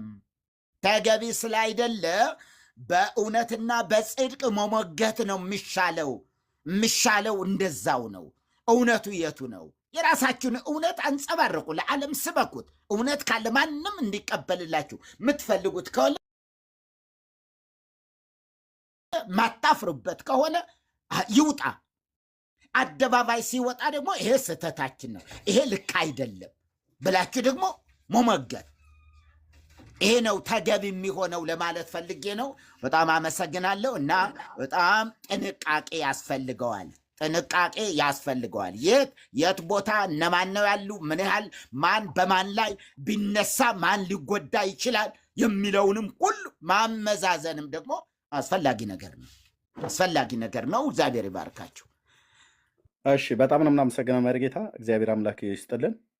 እንግዲህ እየሆነ ያለውን ነገር በእርግጥ ከላይ ያሉቱ መጅሊሱ መሪዎች፣ ትልልቅ የእስልምና ሃይማኖት አባቶች በዚህ ወንድም ላይ የመግደልን የግድያን አዋጅ አላወጁም፣ አልሰማንም። እና በጣም ቅድም እንዳልከው መርጌታ በማስተዋል የሚሰሙ እናም ደግሞ በማስተዋልም ደግሞ የሚያዩ ለሀገርም ጭምር የሚያስቡ ለትውልድም ጭምር የሚያስቡ መሪዎች እንዳሉ እናውቃለን። ያውኛ ማናቸው ከስልጣን የወረዱት ሀጂ ሙፍቲ የሚባሉ አባት በባለፈው በኢትዮጵያ ቤተ መንግስት ተጠርተው የሃይማኖት መሪዎች እየተነጋገሩ በነበሩበት ወንጌላውያኑም ኦርቶዶክሳውያኑም ወገኖች ባሉበት አንድ የተናገሩትን ነገር ሰምቼ በጣም በቃ ልብ የሚገዛ ነገር የተናገሩት። ሁላችን ችግሩ ያለው ልባችን ውስጥ ነው ብለው ማለት ነው። ያኔ አገሪቱ የገባችበት ነገር ሁላችንም የምናውቀው ስለነበረ ማለት ነው። እና በብስለት አርቀው የሚያስቡ አባቶች እንዳሉ እናውቃለን። ከዛ አልወጣም። ከዛ አሁን ይሄ 300,000 ብር ከፍላለው ብሎ ያለን ሰው እዚህ ውስጥ ያላችሁ የጸጥታ አካላት አላችሁ። ኦኬ 300,000 ብር እከፍላለሁ ብሎ ያለው መጅሊሱ አይደለም። ስለዚህ ይሄን ሰውዬ በወንጌላውያን አማኞችም ካቶሊካውያንም ኦርቶዶክሳውያንም የሆናችሁ በጸጥታ አካላት ውስጥ ያላችሁ እንደዚሁም መንግስትም ጭምር ማለት ነው፣ ይሄ ሰው ተቀርቦ ሊጠየቅ ይገባል። በእስልምና ሃይማኖት በመጅልሱ ባሉ አባቶችም ተጠርቶ ሊጠየቅ ይገባል። ገንዘብ መድቧል። ልክ አሜሪካ ኦሳማ ቢንላደንን ለያዘ ብላ እንዳለችው ማለት ነው። ባለፈው እስራኤልም እንትና ለያዘ ይሄንን አልከፍላለሁ ብሎ እንዳለ ይሄ ግለሰብ በራሱ ገንዘቡን መድቦ ያየ የጠቆመ ምናምን ነገር ብሏል። ቪዲዮ አለ፣ ፎቶ አለ። ይሄ ሰው የት ሀገር እንደሚኖር እዛው በሀገር ውስጥም ካለ ከሀገር ውጭም ካለ ሊጠየቅ ይገባል። በሌላም አገር ላይ እንኳን ቢኖር የሆነን ሰው ስሙን ጠርተ ፎቶ ለጥፈ ገንዘብ ለመግደል ገንዘብ እመድባለሁ ብሎ የሚል ግለሰብ በየትኛውም አገር መንግስት ይጠይቃል። ስለዚህ እፎይን ለማስገደል 300 ሺህ ብር መድቤያለሁ፣ አዘጋጅቻለሁ ለጠቆመኝ ሰው ብሏል። እሱ ማን ስለሆነ? የኢትዮጵያ ብሔራዊ ደህንነት ዋና ዳይሬክተር ነው እንዴ? የፌዴራል ፖሊስ አዛዥ ነው? የኢትዮጵያ ጠቅላይ ጦር አዛዥ ነው ወይ? ጠቅላይ ሚኒስትሩ ሰጥተውታል ቦታውን? ቦርደር ዝጉ፣ ድንበር ዝጉ ብሎ የሚለው ሁ አዩ ሊባል ይገባል። ይሄ ሰውዬ መጅሊሱ አላሉም፣ አባቶች አላሉም፣ የእስልምና ሃይማኖት አባቶች አላሉም። ሐሳቡንም የሚገዙት አይመስለኝም እኔ እስከማውቀው ድረስ ማለት ነው። ብዙ ስለ እስልምና ሃይማኖት እውቀቱ ባይኖረኝም ግን ሐሳቡን የሚገዙትም አይመስለኝም። ማን ስለሆነ ነው ድንበር ዝጉ ብሎ የሚለው?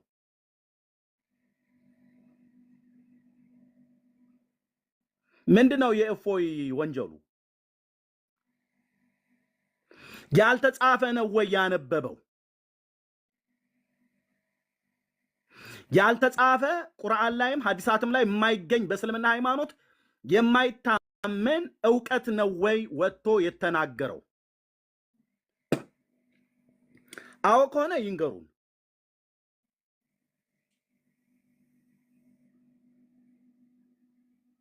ካልሆነስ እነዚህ ይሄ ሰውዬ አሁን የሚናገረውን ስሙት። ሰምታችሁታል። አልሰማውም ብዬ ማንም ሰው አልሰማውም ብዬ አላስብም። እነዚህስ እንደዚህ የሚናገሩት ቆይ ካሜራ ይልክፈት። እፎይ ከመናገሩ በፊት እነዚህስ እንደዚህ የሚናገሩት ይሄ በጣም የሚያስቅ ነገር ነው። የሰከረ ሰው ሰካራም ነው። ኦኬ ጀግና ሊባል አይችልም። እግዚአብሔርን ብልትና ጡት የሆነ ጋር መተውሰድ በሉት ሰፈረ። እግዚአብሔር ብልት ይለካል። በጣም ያሳፍራል። እግዚአብሔር ያሳፍራል በእውነቱ። አሰባለኪ ነው በጣም አያችሁ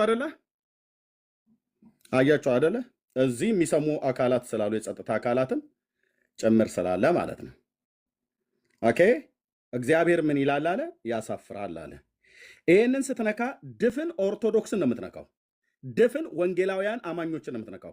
ድፍን ካቶሊካውያንን ነው የምትነካው። ኦኬ አይመለከተኝም ብሎ ካቶሊኩ ጥግ ይዞ አይቀመጥም። አይመለከተንም ብለን ወንጌላውያን አማኞች ጥግ ይዘን አንቀመጥም። አይመለከተኝም ብሎ ኦርቶዶክስ ጥግ ይዞ አይቀመጥም። አምላካችን አንተ የሚያሳፍር አምላክ አይደለም።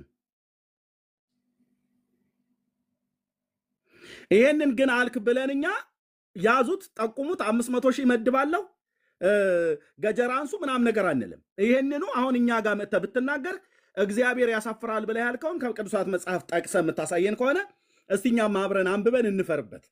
ለምትጠይቁን ጥያቄ ግን መልስ አለን። በእግዚአብሔር ጉዳይ አሃዱ ስሉስ እግዚአብሔርን መልስ አለን፣ ተገቢ የሆነ መልስ። ኦርቶዶክሳውያኑ ባይመልሱልህ ጴንጤው ይመልስልሃል። ጴንጤው ባይመልስልህ ካቶሊኩ ይመልስልሃል። ካቶሊኩ ባይመልስ ኦርቶዶክስ ትመልስልሃለች።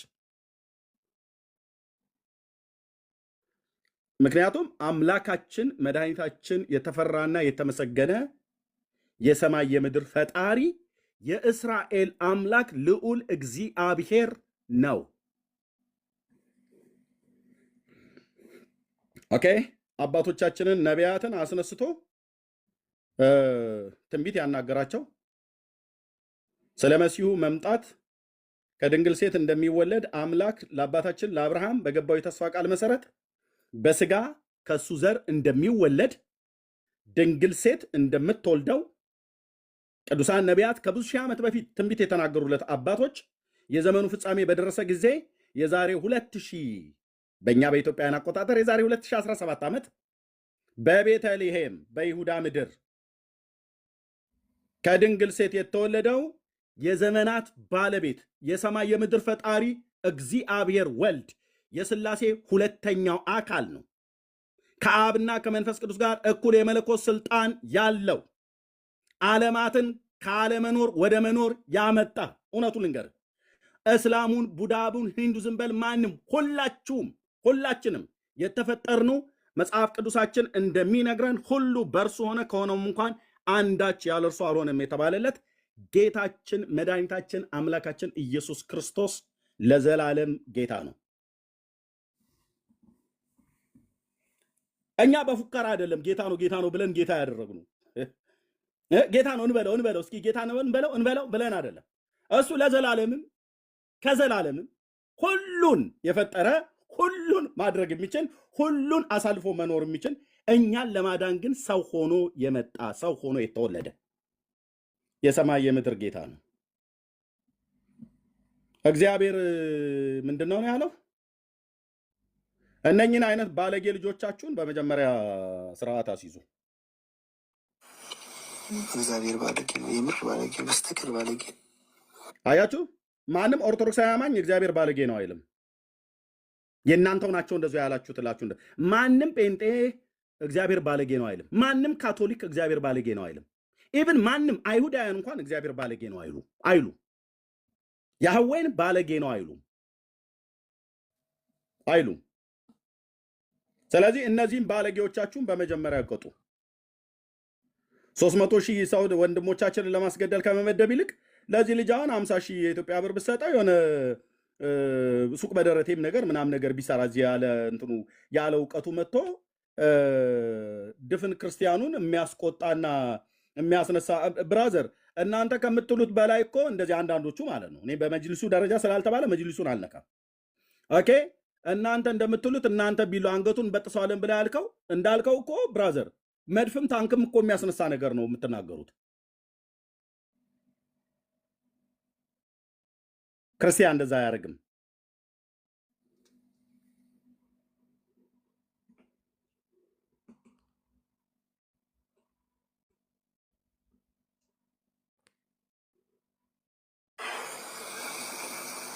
እግዚአብሔር ባለጌ ብሬ መርጦ ያው ኢየሱስ ራሱ በግ ነው። በርግጥ ልክ ነው፣ በግ ነው። ያው የበግ ደግሞ መለሳችሁ እናንተ በግ ናችሁ። ተመልከት፣ እዚህ ጋር እግዚአብሔር ዲስቨርጅ አድርጓት ይችን ህፃን ልጅ ደም በደም አድርጓት ምን እንደሰራ ይሄ እነዚህ መራቂ ኡስታዞች ናቸው ወይ? መጠየቅ አለበት። እነዚህ እግዚአብሔርን እየመረቁት ነው ወይ? እነዚህ እግዚአብሔርን እያከበሩላቸው ነው? ኦርቶዶክስ ወይ ደግሞ ክርስቲያን ለሆኑ ሰዎች እግዚአብሔርን የሚናገሩበትን ቋንቋ አልደግመው። ሎቱ ስብሐት። እግዚአብሔር ለክብሩ አይደለም እኛ የምንቆመው፣ ለእምነታችን ነው የምንቆመው። ለእምነታችን እንቆማለን። ማንም ሰው በዚህ ጉዳይ ላይ ወደኋላ የሚል ሰው የለም። ስለ እምነቱ መሞት እንደሚያጸድቀው ያውቃል። በመግደል ግን እንደሚጸድቅ አያምንም። ሰው ስለገደል የሚጸድቅ ሰው የለም። ስለ እምነቱ ሲሞት ግን ይጸድቃል። ስለ እምነቱ መሞት ማለት መገደል ማለት ግን አይደለም። ይህ ለሁላችንም እንዲገባን ነው። እናንተ ጋር አላህን ተናገረ ያላችሁት ቋንቋ አለ። ያንን ከቁርአን ውጭ የተናገረው ከሆነ ትክክል አይደለም። ከሆነ አይደለም ካላችሁት በሕግ ታቀርባላችሁ። ለእኛም ሰዎቻችሁን በሕግ አቅርቡልን። እኛ ስታቀርቡ ፍርድ ቤት ስላልተሄደ ከመሰላችሁ ይኸውላችሁ እነዚህ ሰዎች አሉ ከነ ቪዲዮ ከነ ማስረጃዎቻቸው። ስሙት ይህንንም። ክርስቲያኖች እንግዲህ የኢየሱስ ክርስቶስን እብደት እና ውሸት የጳውሎስን ቅዠት ለማስቀጠል እየተሯሯጡ ይገኛሉ። እግዚአብሔር ምሕረት ያርግልህ። እንዲህ አይነት ወፈፍ የራሱ ይሄ ነው አይምሮን የሳተ እብድ ማለት ነው። በስንት ሚሊዮን የሚቆጠሩ ወንጌላውያን አማኞች፣ ኦርቶዶክሳውያን፣ ካቶሊካውያን የምናምነውን ጌታችን መድኃኒታችን ኢየሱስ ክርስቶስን እንዲህ ልጋጉን ወጥቶ ሲጠርግበት እሱ ማን ስለሆነ ነው? ማን ስለሆነ ነው? እኔ የምልህ ማን ነው ይሄ ሰውዬ? አሁን እንደዚህ ብሎ ስላለ ቦርደር ዝጓልን አንልም። ቦርደር ዘጊውም ከፋችሁ መንግስት ነው። እንደዚህ ብሎ ስላለ የትኛው ኦርቶዶክስ ነው ገንዘብ መድቦ ይሄን ሰውዬ ለማስገደል የተሯሯጠው? የትኛው ጴንጤ ነው ገንዘብ መድቦ ይሄን ሰውዬ ለማስገደል የተሯሯጠው? የትኛው ካቶሊክ ነው ይሄን ሰውዬ ለመግደል ገንዘብ አዋጣለሁ ምናምን ነገር ብሎ ሲሯሯጥ ያያችሁት? ይሄ ስዳደግነት ነው። ስዳደግነት አልኩ። ስዳደግነት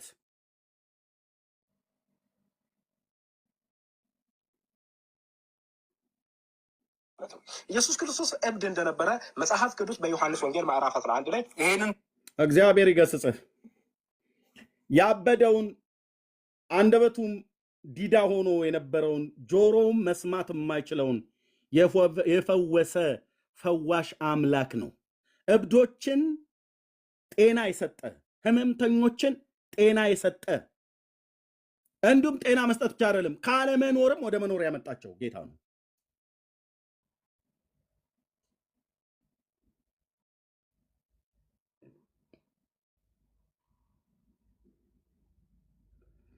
ይሄን ጫቱን ቅሞ መርቁን እኮ ወጥቶ ነው እንደዚህ የሚናገረው። አሁን ይሄን ሰውዬ ስርዓት ልታስይዙ ይገባሉ። መጅሊሱ ውስጥ ያላችሁ የእስልምና ሃይማኖት መሪዎች ማለት ነው።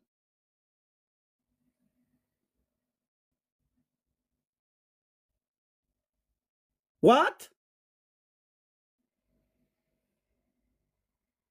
እናንተ እኮ ነብያችን ነው ብላችሁ የምትሉት ሲነካ ከጮኋችሁ እኛም እኮ እንጩ ብለን ብንል እኮ እንጮሃለን። ማለት ደስ ስለተሰየን እኮ አይደለም ዝም ያልነው። ይሄንን ያለውን ግን እኛ ፊት መጥቶ ግን መናገር አይችልም። እብድ ነው ብሎ ያለው መረጃ አምጣ ብለህ ብትለው አያመጣም። ቢያመጣም ከኛ ከመጽሐፉ ባለቤት ነው መስማት ያለበት።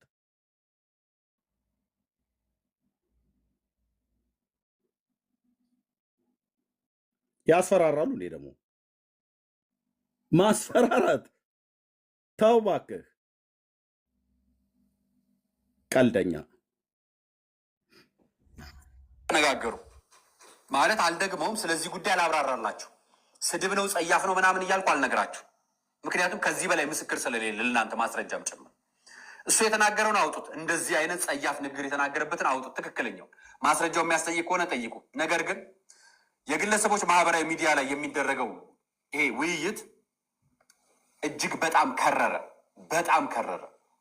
ፕሮቴስታንቶች ጋር በጣም ከረረ። አብዛኞቹ የእምነት ተቋማት ክርክራቸው ከኢትዮጵያ ኦርቶዶክስ ተዋሕዶ ቤተክርስቲያን ጋር በጣም ከረረ። መስመር መሳቱን እያወቃችሁ መስመር መሳቱን ዝም ብላችሁ መሳደባቸውን ችላችሁ በእስልምና ተቋማዊ ምክር ቤት ዘንድ ክስ መስረታችሁ በአደባባይ እንዲትናገራላችሁ። ስለዚህ እናንተ ጥፋተኛ አይደላችሁም። እናንተ ተበድላችኋል። እናንተ ልክ ናችሁ። በዳዮቹ የኢትዮጵያ ኦርቶዶክስ ተዋሕዶ ቅዱስ ሲኖዶስ ነው። በዳዮቹ የኢትዮጵያ ኦርቶዶክስ ተዋሕዶ ቤተክርስቲያን ቤተ ክህነት ነው። ምክንያቱም ቤተክርስቲያንን የሚሳደብ እግዚአብሔር አምልኮቱን የሚቃወም ሌላ ነገር ሲመጣ ህግ ክፍሉን አደራጅቶ ተቋማዊ ክስ ባለመመስረቱ ጥፋቱ የኢትዮጵያ ኦርቶዶክስ ቤተክርስቲያን የመዋቅር አመራር ነው። እነሱ ተደራጅተዋል። እኚህን ሰው ነው ያቸው። ለሰውየው ለግለሰቡ መልእክት የምናስተላልፈው ከዚህ ድርጊት ተቆጠብ፣ በስህተት አድርገህ ከሆንክ ይቅርታ ጠይቅ፣ ወደ ፈጣሪ ተመለስ እንለዋለን። እኚህ ሰውዬ መሪ ናቸው ወገኖች፣ የምታውቋቸው መሪ ናቸው እኚህ ሰውዬ። የኦሮሚያ እስልምና ጉዳዮች ምክር ቤት ሰብሳቢ ነው። አይ ቲንክ ሼካ። ኦኬ። ስለዚህ አሁን አየህ እነዚህ ከፍ ያሉ በስልጣን አይ ቲንክ በመጅሊሱ ውስጥም ተሰሚነት ያላቸው እንግዲህ የኦሮሚያ ክልላዊ መንግስት በዛ ያለው የእስልምና ሃይማኖት ዋና ሰው ከሆኑ አሁን እሳቸው ምንድን ነው ያሉት? ተሳስተህም ከሆነ ልትመለስ ይገባል ነው እንጂ ገንዘብ መድበናል ብለው አላሉም። ያነኛ ገንዘብ መድበናል ብለው የሞት አዋጅ ያወጡ ሰዎች ናቸው። በመጀመሪያ እነሱን ሰዎች ናቸው። እኚህም አባት ይሰሙ ከሆነ እነዛን ሰዎች ነው እናንተ ይዛችሁ አድናችሁ ልትመክሯቸው ልትገስጿቸው የሚገባ ማለት ነው። እስልምና የሚመራው በአንድ ጎረምሳ አይደለም፣ በመጅሊስ ነው። እስልምና የሚመራው ቲክቶክ ላይ ባሉ በጠገቡ ሴቶችና በጠገቡ ወንዶች አይደለም። ኦርቶዶክስ የሚመራው በግለሰብ አይደለም፣ በሲኖዶስ ነው። ኦኬ። የእኛም ወንጌላውያን አማኞች የምንመራው በአብያተ ክርስቲያናቱ በካውንስሉ ነው እንጂ በሆኑ ሰዎች በኤርሚያስ ወይ በሰንበዲ ንግግር አይደለም። ስለዚህ ምክር መስጠቱ ጥሩ፣ ግን ምክር ከመስጠት በፊት እሳቸው አሁን እሱን አጥፍተ ከሆነ ተመለስ ብለው ከማለታቸው በፊት የራሳቸው ኡስታዞች ሁሉ ጭምር ሳይቀር ቅድም ጌታችንን እግዚአብሔርን ልጃገረድን ደፍሯል ባለጌ ነው ብሎ የተናገረውን ይህንም ባለጌ ኡስታዝ አፉን አስይዙት፣ አፉን አስይዙት፣ አፉን አስይዙት። በመጀመሪያ ምከሩት፣ ገስጹት። በመጀመሪያ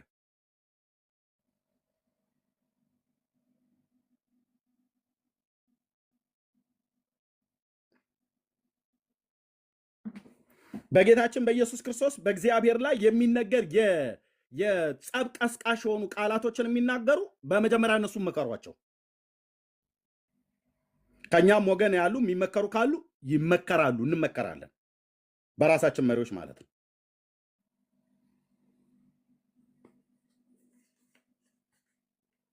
ስቀው ነው የሚያልፉት። እዚህ ውስጥ ካለ ያ ቦርደር ዝጉ ብሎ ያለ ሰውዬ እዚህ ያለን በሙሉ እንስቅባለን። የኢትዮጵያ ሕዝብ በሙሉ ነው የሚስቅባልኩ። አንድ ግለሰብ አንድ ተራ ግለሰብ እፎይንም ይሁን ማሜ ለማስገደል እስልምና ሃይማኖት ላይ የሚሰሩትን ለማስገደል ቦርደር ዝጉ፣ እሺ በቃ ወታደራዊ ሰላምታ ሰጥቶ የኢትዮጵያ መከላከያ ሰራዊት ኧረ አንድ የእስላም ወንድም እንደዚህ ብሎ ተናግሯል፣ ኢትዮጵያዊ አንድ ግለሰብ ቦርደር ዝጉልኝ ብሏል ብሎ ሰሙህ? ኢታማዦሩ ሰሙህ? ኢታማዦር ሹሙ ሰሙ ወይ? ጀነራል አበባው ተቀበለህ እና ቦርደር ዝጉ አለ። በሱዳን በኩል እንዳይወጣ፣ በጅቡቲም እንዳይወጣ፣ በሶማሌም እንዳይወጣ፣ በኬንያም በየትኛውም ቦታ ላይ እንዳይወጣ እፎይ የሚባል ያዙት፣ መሐመድ የሚባል ያዙት። ሰሙ ሆይ? ፌዴራል ፖሊስ ታዘዘህ? የአዲስ አበባ ፖሊስም ራሱ አይሰማህም አንተን በግል ደረጃ ማለት ነው። መጅሊሱ ግን ከተናገረ ይሰሟቸዋል። መጅሊሱ አባቶች ናቸው ያሉትና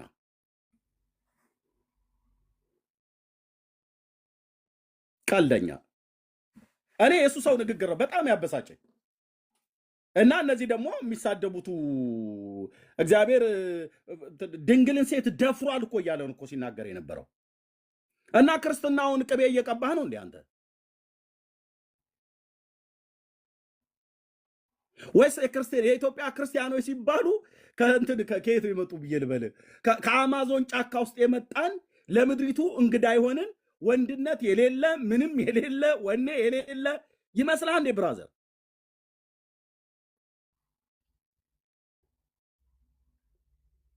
እሳት አትጫር። ኦኬ፣ ራሳችሁ ናችሁ የጫራችሁት።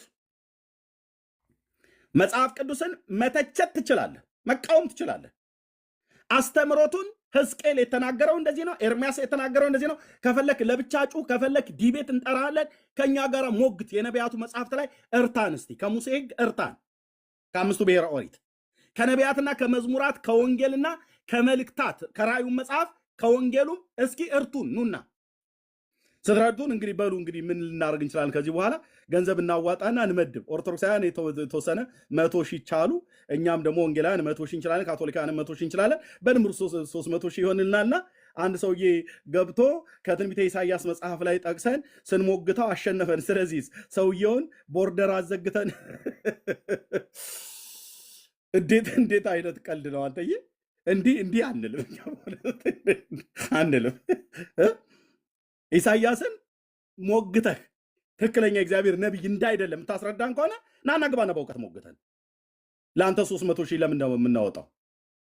የፋሲካ ጾም ሲፈታ የሚሆን ወይ ደግሞ ሳይፈታ ወይ ረመዳንም ሲፈታ ስንት የተራበ ኢትዮጵያውያን አለ እንዴ የምናበላቸው? 300 ሺህ የሰው አንገት ለመቁረጥ 300 ሺህ። ይሄኔ ሚስትህ ቤት ብዙ አስቤዛ እንትን ብሎባታልና ለእሱ አስታት ብራዘር። እየሺ አቧራ አታጭስ፣ ቡናኛ አታቦንብን እኛ ላይ። እኛም ኢትዮጵያውያን ነን። ለሚስት ቡና፣ ቀሚስ፣ ጫማ ግዛላት። እንደዛ የሚሻለው ኦኬ። ከጁማ ስትመጡ አርብ ሽቶ ገዝታ ስጣት አይመስልም? እሱ በገንዘቡ ሽቶ ግዝ ስጣና ና ዲቤት ላይ ናና ዲቤት አድርግ፣ በእውቀት ማለት ነው።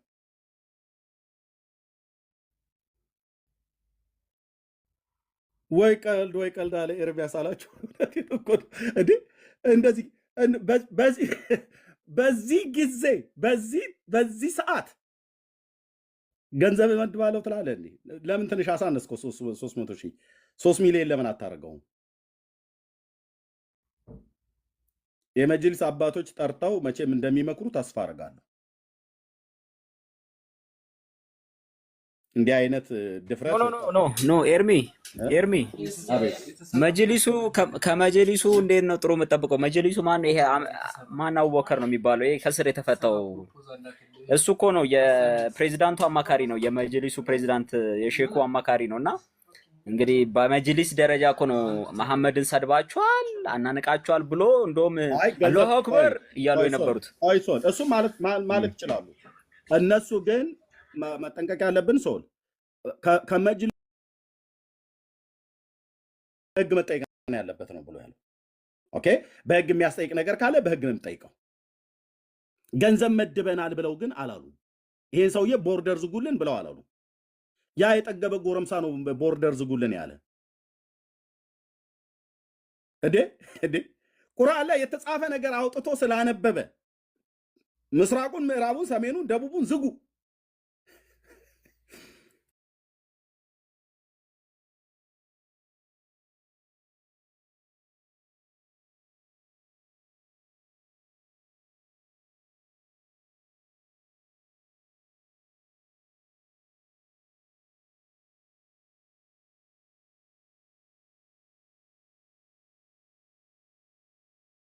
ሳይሆን ትምህርታቸውን ወይ ዕውቀታቸውን በዕውቀት ወይ ትምህርታቸውን በትምህርት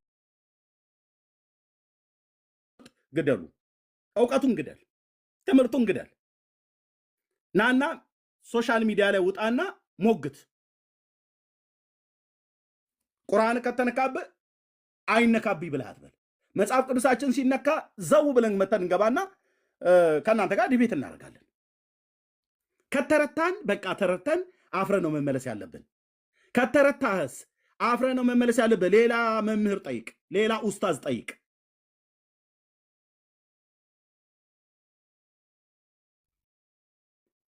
ሌላ ኡስታዝ ጠይቅ እና ሌላ ኡስታዝ መጥቶ አይ እኔ አልቻልኩም ብለህ በሌላ መምህር በኩል ዲቤቱ ይደረግ። ዕውቀትን በዕውቀት ሞግት፣ ዕውቀትን በዕውቀት ግደል፣ ትምህርትን በትምህርት ግደል። ከወንድሞቻችን ላይ እጅህን አንሳ። እንዳልኩ ገንዘቡን ለሚስት ሽቶ መግዣ ምናምን ነገር አስቤዛ ማድረጊያ አድርገው። ይሄን ነው ብለን የምንለው። እሺ ደግሞ እኮ ምንድን ነው ቁርአንን ከስላሴ አንጻር እሺ አንድ ቃል ከስላሴ አንጻር እንጂ የምንሞግተው ቁርአን እንዲህ ነው ማለት የምንችለው እኛ እንኳ ከጽድቅ አንጻር እና ከትምህርተ ስላሴ ከእግዚአብሔር ባህርያዊ አንጻር እንጂ ቁርአን ኢየሱስን የሚያጥላላበት መንገድ ያለ አይመስለኝም።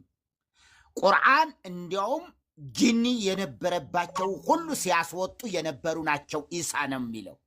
ኢሳ ጂኒን የሚያስወጡ በሽተኞችን የሚፈውሱ እንደነበሩ፣ ጂኒ የሌለባቸው ጂኒን የሚያስወጡ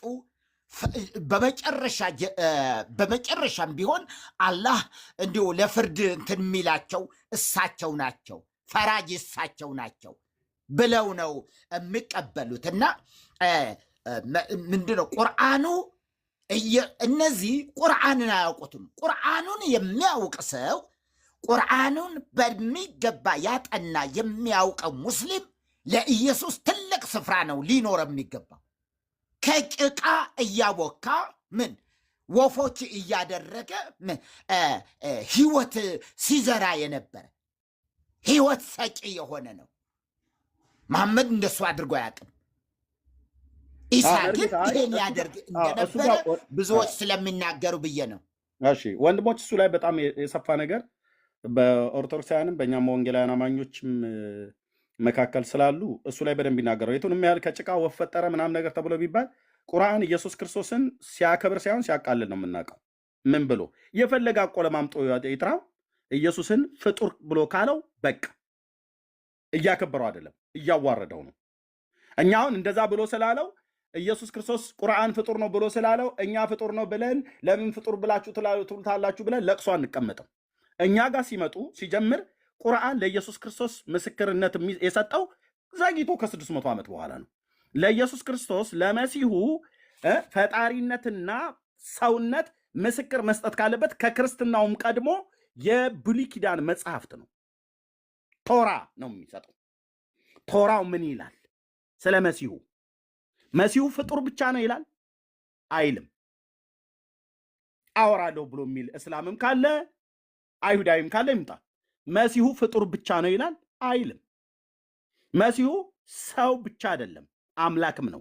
አምላክም ብቻ አይደለም ሰውም ነው። ሰውም አምላክም፣ አምላክም ሰውም ነው። ስለዚህ ቁርአን አይደለም የመጀመሪያ ምስክርነትን የሚሰጠው። ስለዚህ ፍጡር ስላለው እኛ ፍጡር ብሎታል ብለን ተሸማቀን አንቀመጥም። ፈጣሪ መሆኑን እናስረዳለን። ቁርአን ከመጻፉ በፊት ከስንት ሺህ ዓመት በፊት የተጻፉ የብሉይ ኪዳን የእስራኤል ነቢያት የያህዌ የራሱ የጌታችን የኢየሱስ ክርስቶስ ነቢያት ማለት ነው።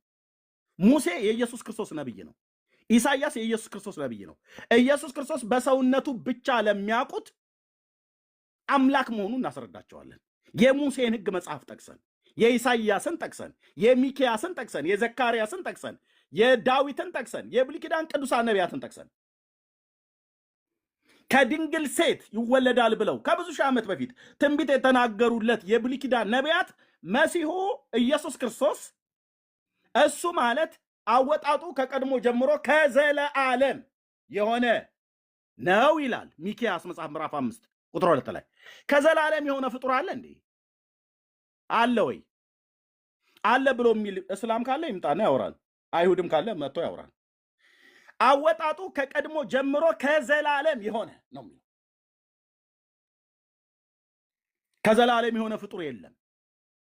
ብዙዎች አይሁዳውያንም የሚደረግጡት እዚህ ጋር ነው ስናሳያቸው። ለዳዊት ነው እሱ ክፍል የተነገረው፣ ሚኪያስ ለዳዊት ነው የተናገረው ብለው ይላሉ። ዳዊት ከዘላለም ነበር እንዴ? አልነበረም። ዳዊት 10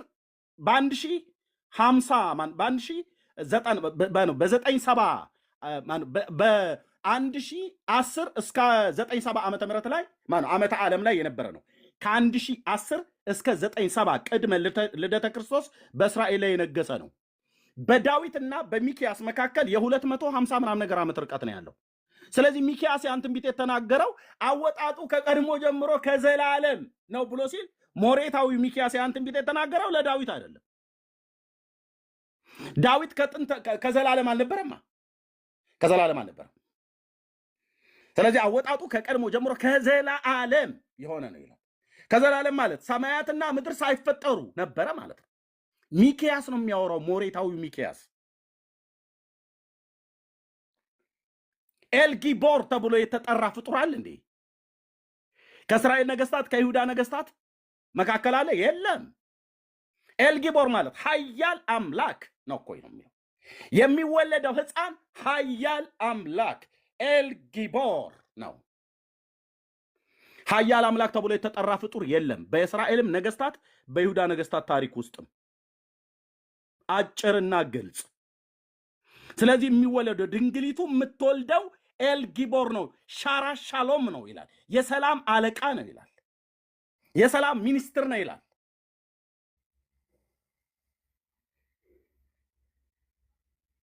ትረጋጋለህ ብራዘር።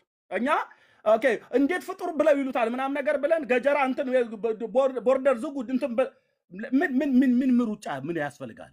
በኢየሱስ ክርስቶስ እንደፈለክ አበሻቅጠ ብትሳደብ እኛ ጋና መልስ እንሰጣለን፣ መልስ እንሰጣለን። ግን ንግግራችሁ ሳያናድደን ቀርቶ እንዳይመስለን። ኦኬ። ስለዚህ እፎ ያለው ቁርአን ጠቅሶ ነው። ማሜ የሚያለው ቁርአን ጠቅሶ ነው። በእስልምና ሃይማኖት ላይ የሚሰሩ ኦርቶዶክሳውያን ወንድሞቻችንም የወንጌላውያን አማኞችም የሚሞግቷችሁ ቁርአናችሁን ጠቅሰው ነው የተናገሩት፣ ወይ ደግሞ ከመጽሐፍ ቅዱስ ጠቅሶ መጽሐፍ ቅዱሳችንን ጠቅሰው ነው ያስረዷችሁ። ስላሴ ጉልቻ ነው ብለህ ስትለን እኮ ሳያመን ቀርቶ እንዳይመስልህ። ጉልቻ ከፈለክ ሄደህ እዛ የእናት ምድጃ ላይ ቁጭ ብለህ ፈልግ።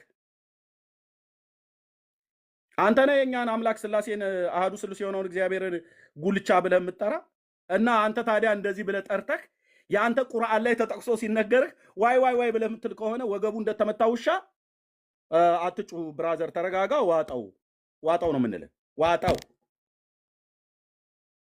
ዋጣው። አንተ እንደተናገርክ ይናገሩባል ማለት ነው።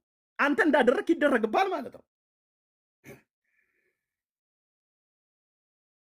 ስለዚህ ወንድሞቻችንን ሳይሆን ትምህርታቸውን፣ እውቀታቸውን ግደሉ።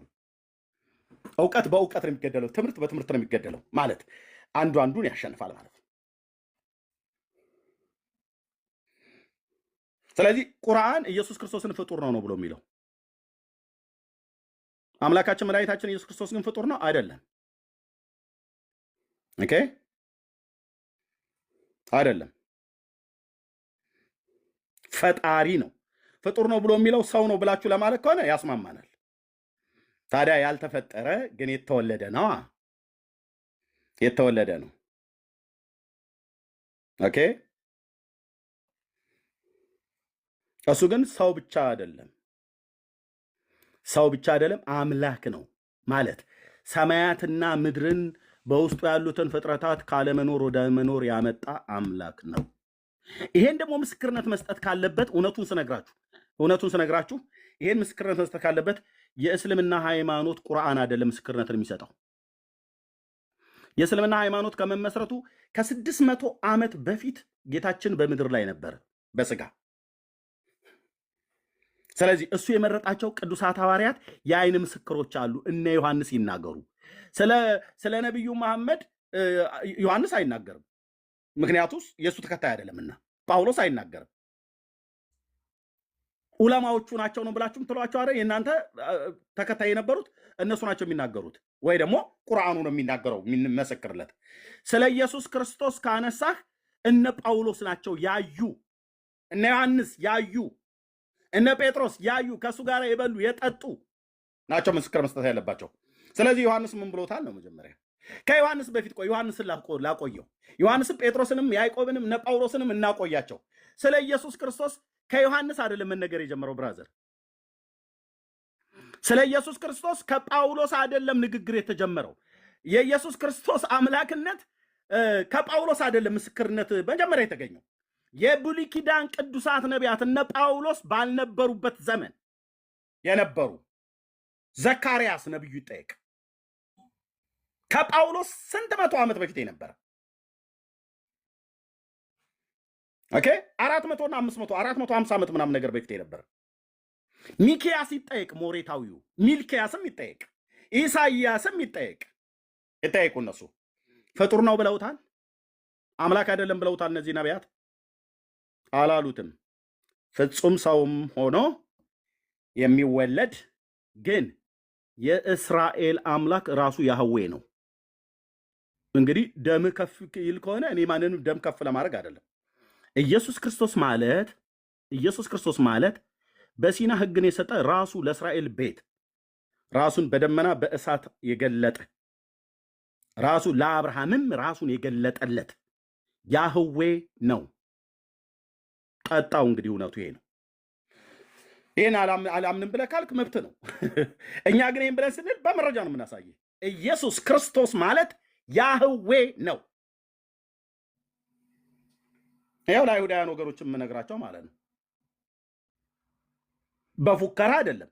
ስትገባ ብሉይ ኪዳን ከኔ ጋር ታወራለህ፣ አዲስ ኪዳንም ከኔ ጋር ታወራለህ፣ ከሌሎች ወንድሞችም ጋር ታወራለህ።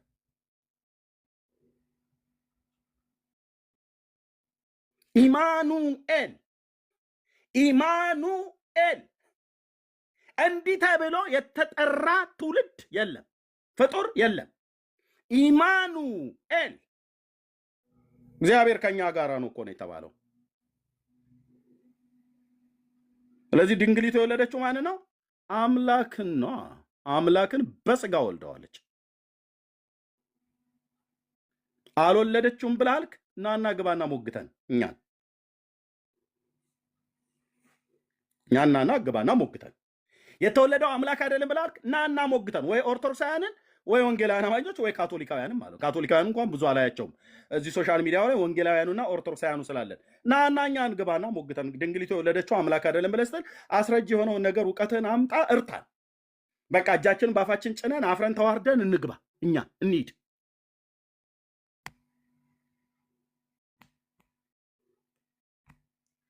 ወንድ ልጅ አላመልክም አለ አንደኛው ሲናገር፣ ወንድ ልጅ አላመልክም አለ። እሺ እኛ እናመልከዋለና ያ ወንዱ እኮ ብራዘር ወንድ ሆኖ የተወለደው ወንዶች አይደለም፣ ወንድ በነጠላ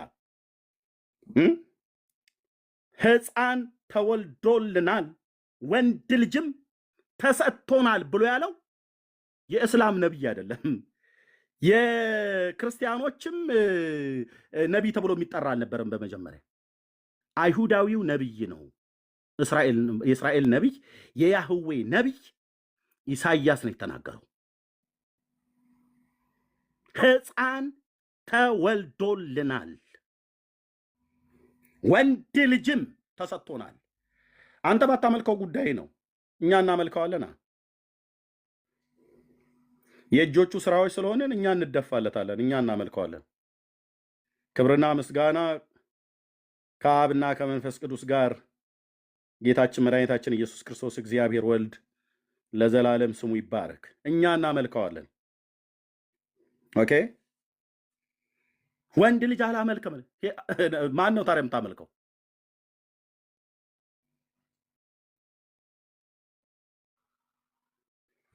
መመለክ የሚገባው ጌታ ስለሆነ ማለት ነው። በምድርም ላይ በስጋ በነበረበት ዘመን አምልኮን እኮ ተቀብሏል። እና ወደ መጽሐፍ ቅዱሳችን እንነግርሃለና አምልኮን ተቀብሏል፣ ስግደትን ተቀብሏል፣ አምልኮን ተቀብሏል። ፍጡር ስለሆነ እንዳይመስልህ፣ አምላክም ሰውም ስለሆነ ስግደትንም ተቀብሏል። ከሰውም ከመላእክትም በኩሩን ወደ ዓለም ሲያስገባ የእግዚአብሔር መላእክት ለሱ ይስገዱ ብሏል። መላእክት ተነጥፈውለታል ማለት ሰግደውለታል ማለት አምልከውታል፣ ዘምረውለታል። መላእክት የሚዘምሩለት ፍጡር የለም። መላእክት የሚዘምሩለት ሰው ብቻ የሆነ ማን አለ በፍጥረት ዓለም? ሙሴም ሲወለድ መላእክት አልዘመሩለትም። አብርሃምም ሲወለድ በጣዖት አምላኪ ቤት የተወለደው ማንም አልዘመረለትም። ለሄኖክም፣ ለማቱሳላም፣ ለኖህም፣ ለያሬድም ለማንም አልዘመሩላቸውም። እነ ጳውሎስም እነ ጴጥሮስም እነ ሳሙኤልም የሁሉም ሲደብር ማንም አልዘመረላቸውም። ቅዱሳን እናቶች አባቶችም ሲወለዱ ማንም መላእክት አልዘመረላቸውም። መላእክት የዘመረለት አንድ ብቸኛ ሕፃን አለ፣ ቤተልሔም ይሁዳ የተወለደ እሱ። ያ ሕፃን በስጋ ልደት ቤተልሔም አንድ ተብሎ ቢጠራለትም በመለኮትነቱ ግን ዘመናት የማይቆጠሩለት ሁሉን የፈጠረ ካለመኖር ወደ መኖር ያመጣ ለሙታን ሕይወትን የሚሰጥ የሌለውን እንዳለ አድርጎ የሚጠራ የአብርሃም የይስሐቅ የያዕቆብ አምላክ ኢየሱስ ክርስቶስ ያህዌ ነው። ያህዌ ነው። በሲና ሕግን የሰጠ አምላክ ነው።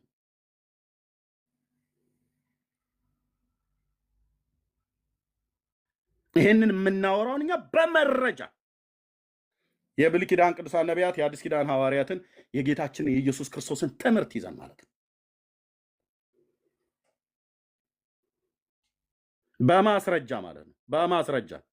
በማስረጃ በግራና በቀኝ ወንጌላውያኑና ኦርቶዶክሳውያኑ ሲተገትጓቸው ኑና ተሟገቱ ተባሉ። ጥሪ ተደረገላቸው። እኔ ቤት እንኳን እዚህ ቤት ለአቡ ሃይደር ስንቴ ነው ጥሪ ያደረጉለት? እነ ማሜ ቅድም አለ ዳንዬ ማው መጥቷል። ዮኒ ማኛ ቤት ለአቡ ሃይደር ጥሪ ቀርቦለት አልነበር? እፎይም ይሄን ያደረገው፣ ማሜም መሐመድ አበባውም ይሄን ያደረገው። ለምን ቀርበው አይነጋገሩም?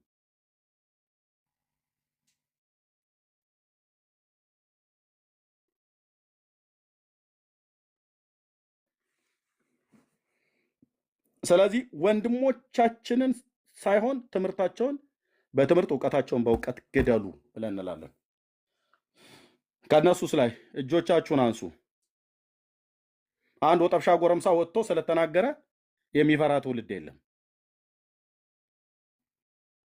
ልኩን ሊያውቅ ይገባል። ያ ወጥቶ 300 ሺህ ምናምን ነገር መድቤያለሁ ብሎ ያለ መጅሊሱ እስካላለ ድረስ መጅሊሱ የሚናገረውን ተሰብስበው የሚናገሩትን እንሰማለን። አሁን ቅድም የተናገሩትም ሰው ተሳስቶ ከሆነ ይቅርታ መጠየቅ አለበት ነው ብሎ ያሉት። መሳሳቱና ለመሳሳቱን እፎ የተናገረውን ማየት ነው። እኔ አይቼዋለሁ። በመረጃ ነው እየጠቀሰ ነው የሚያሳየው ልጁ። እነ ዳንዬ እነ ማሜ እዚህ ያሉ እየጠቀሱ ነው በማስረጃ የሚያሳዩት። እና ያ የተሰጠው መረጃ የለም እያላችሁ ነው። ቁርአን ላይ ከሆነ ውጡና ዓለም እየሰማ ተነጋገሩ። እኛ የምንስማችሁ። ከዛ አጥፍተው ከሆነ እፎይ የሚሆን ማሜ ወይ ዳኒም አጥፍተው ከሆነ በቃ አይ ጥፋት ነው ስህተት ነው የተናገራችሁት ብለን እንበላቸው። ካልሆነስ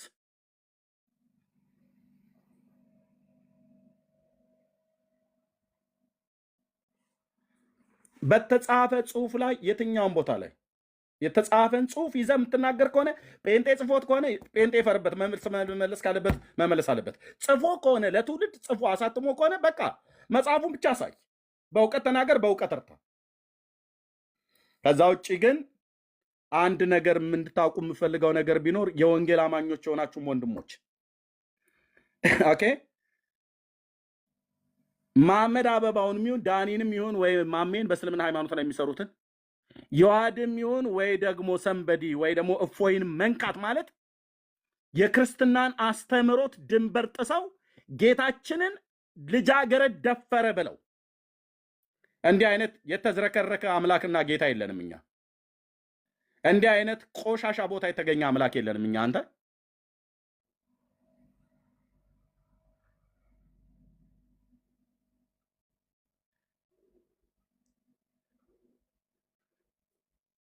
ነብያችን እንወዳለን አላችሁ አይደል ብራዘር? በስንት ሚሊዮን የሚቆጠር ክርስትናም ለኢየሱስ ክርስቶስ አይደለም መውደድ ስለ ስሙ ልንሰዋ ሁሉ የተዘጋጀን ሰዎች አለን።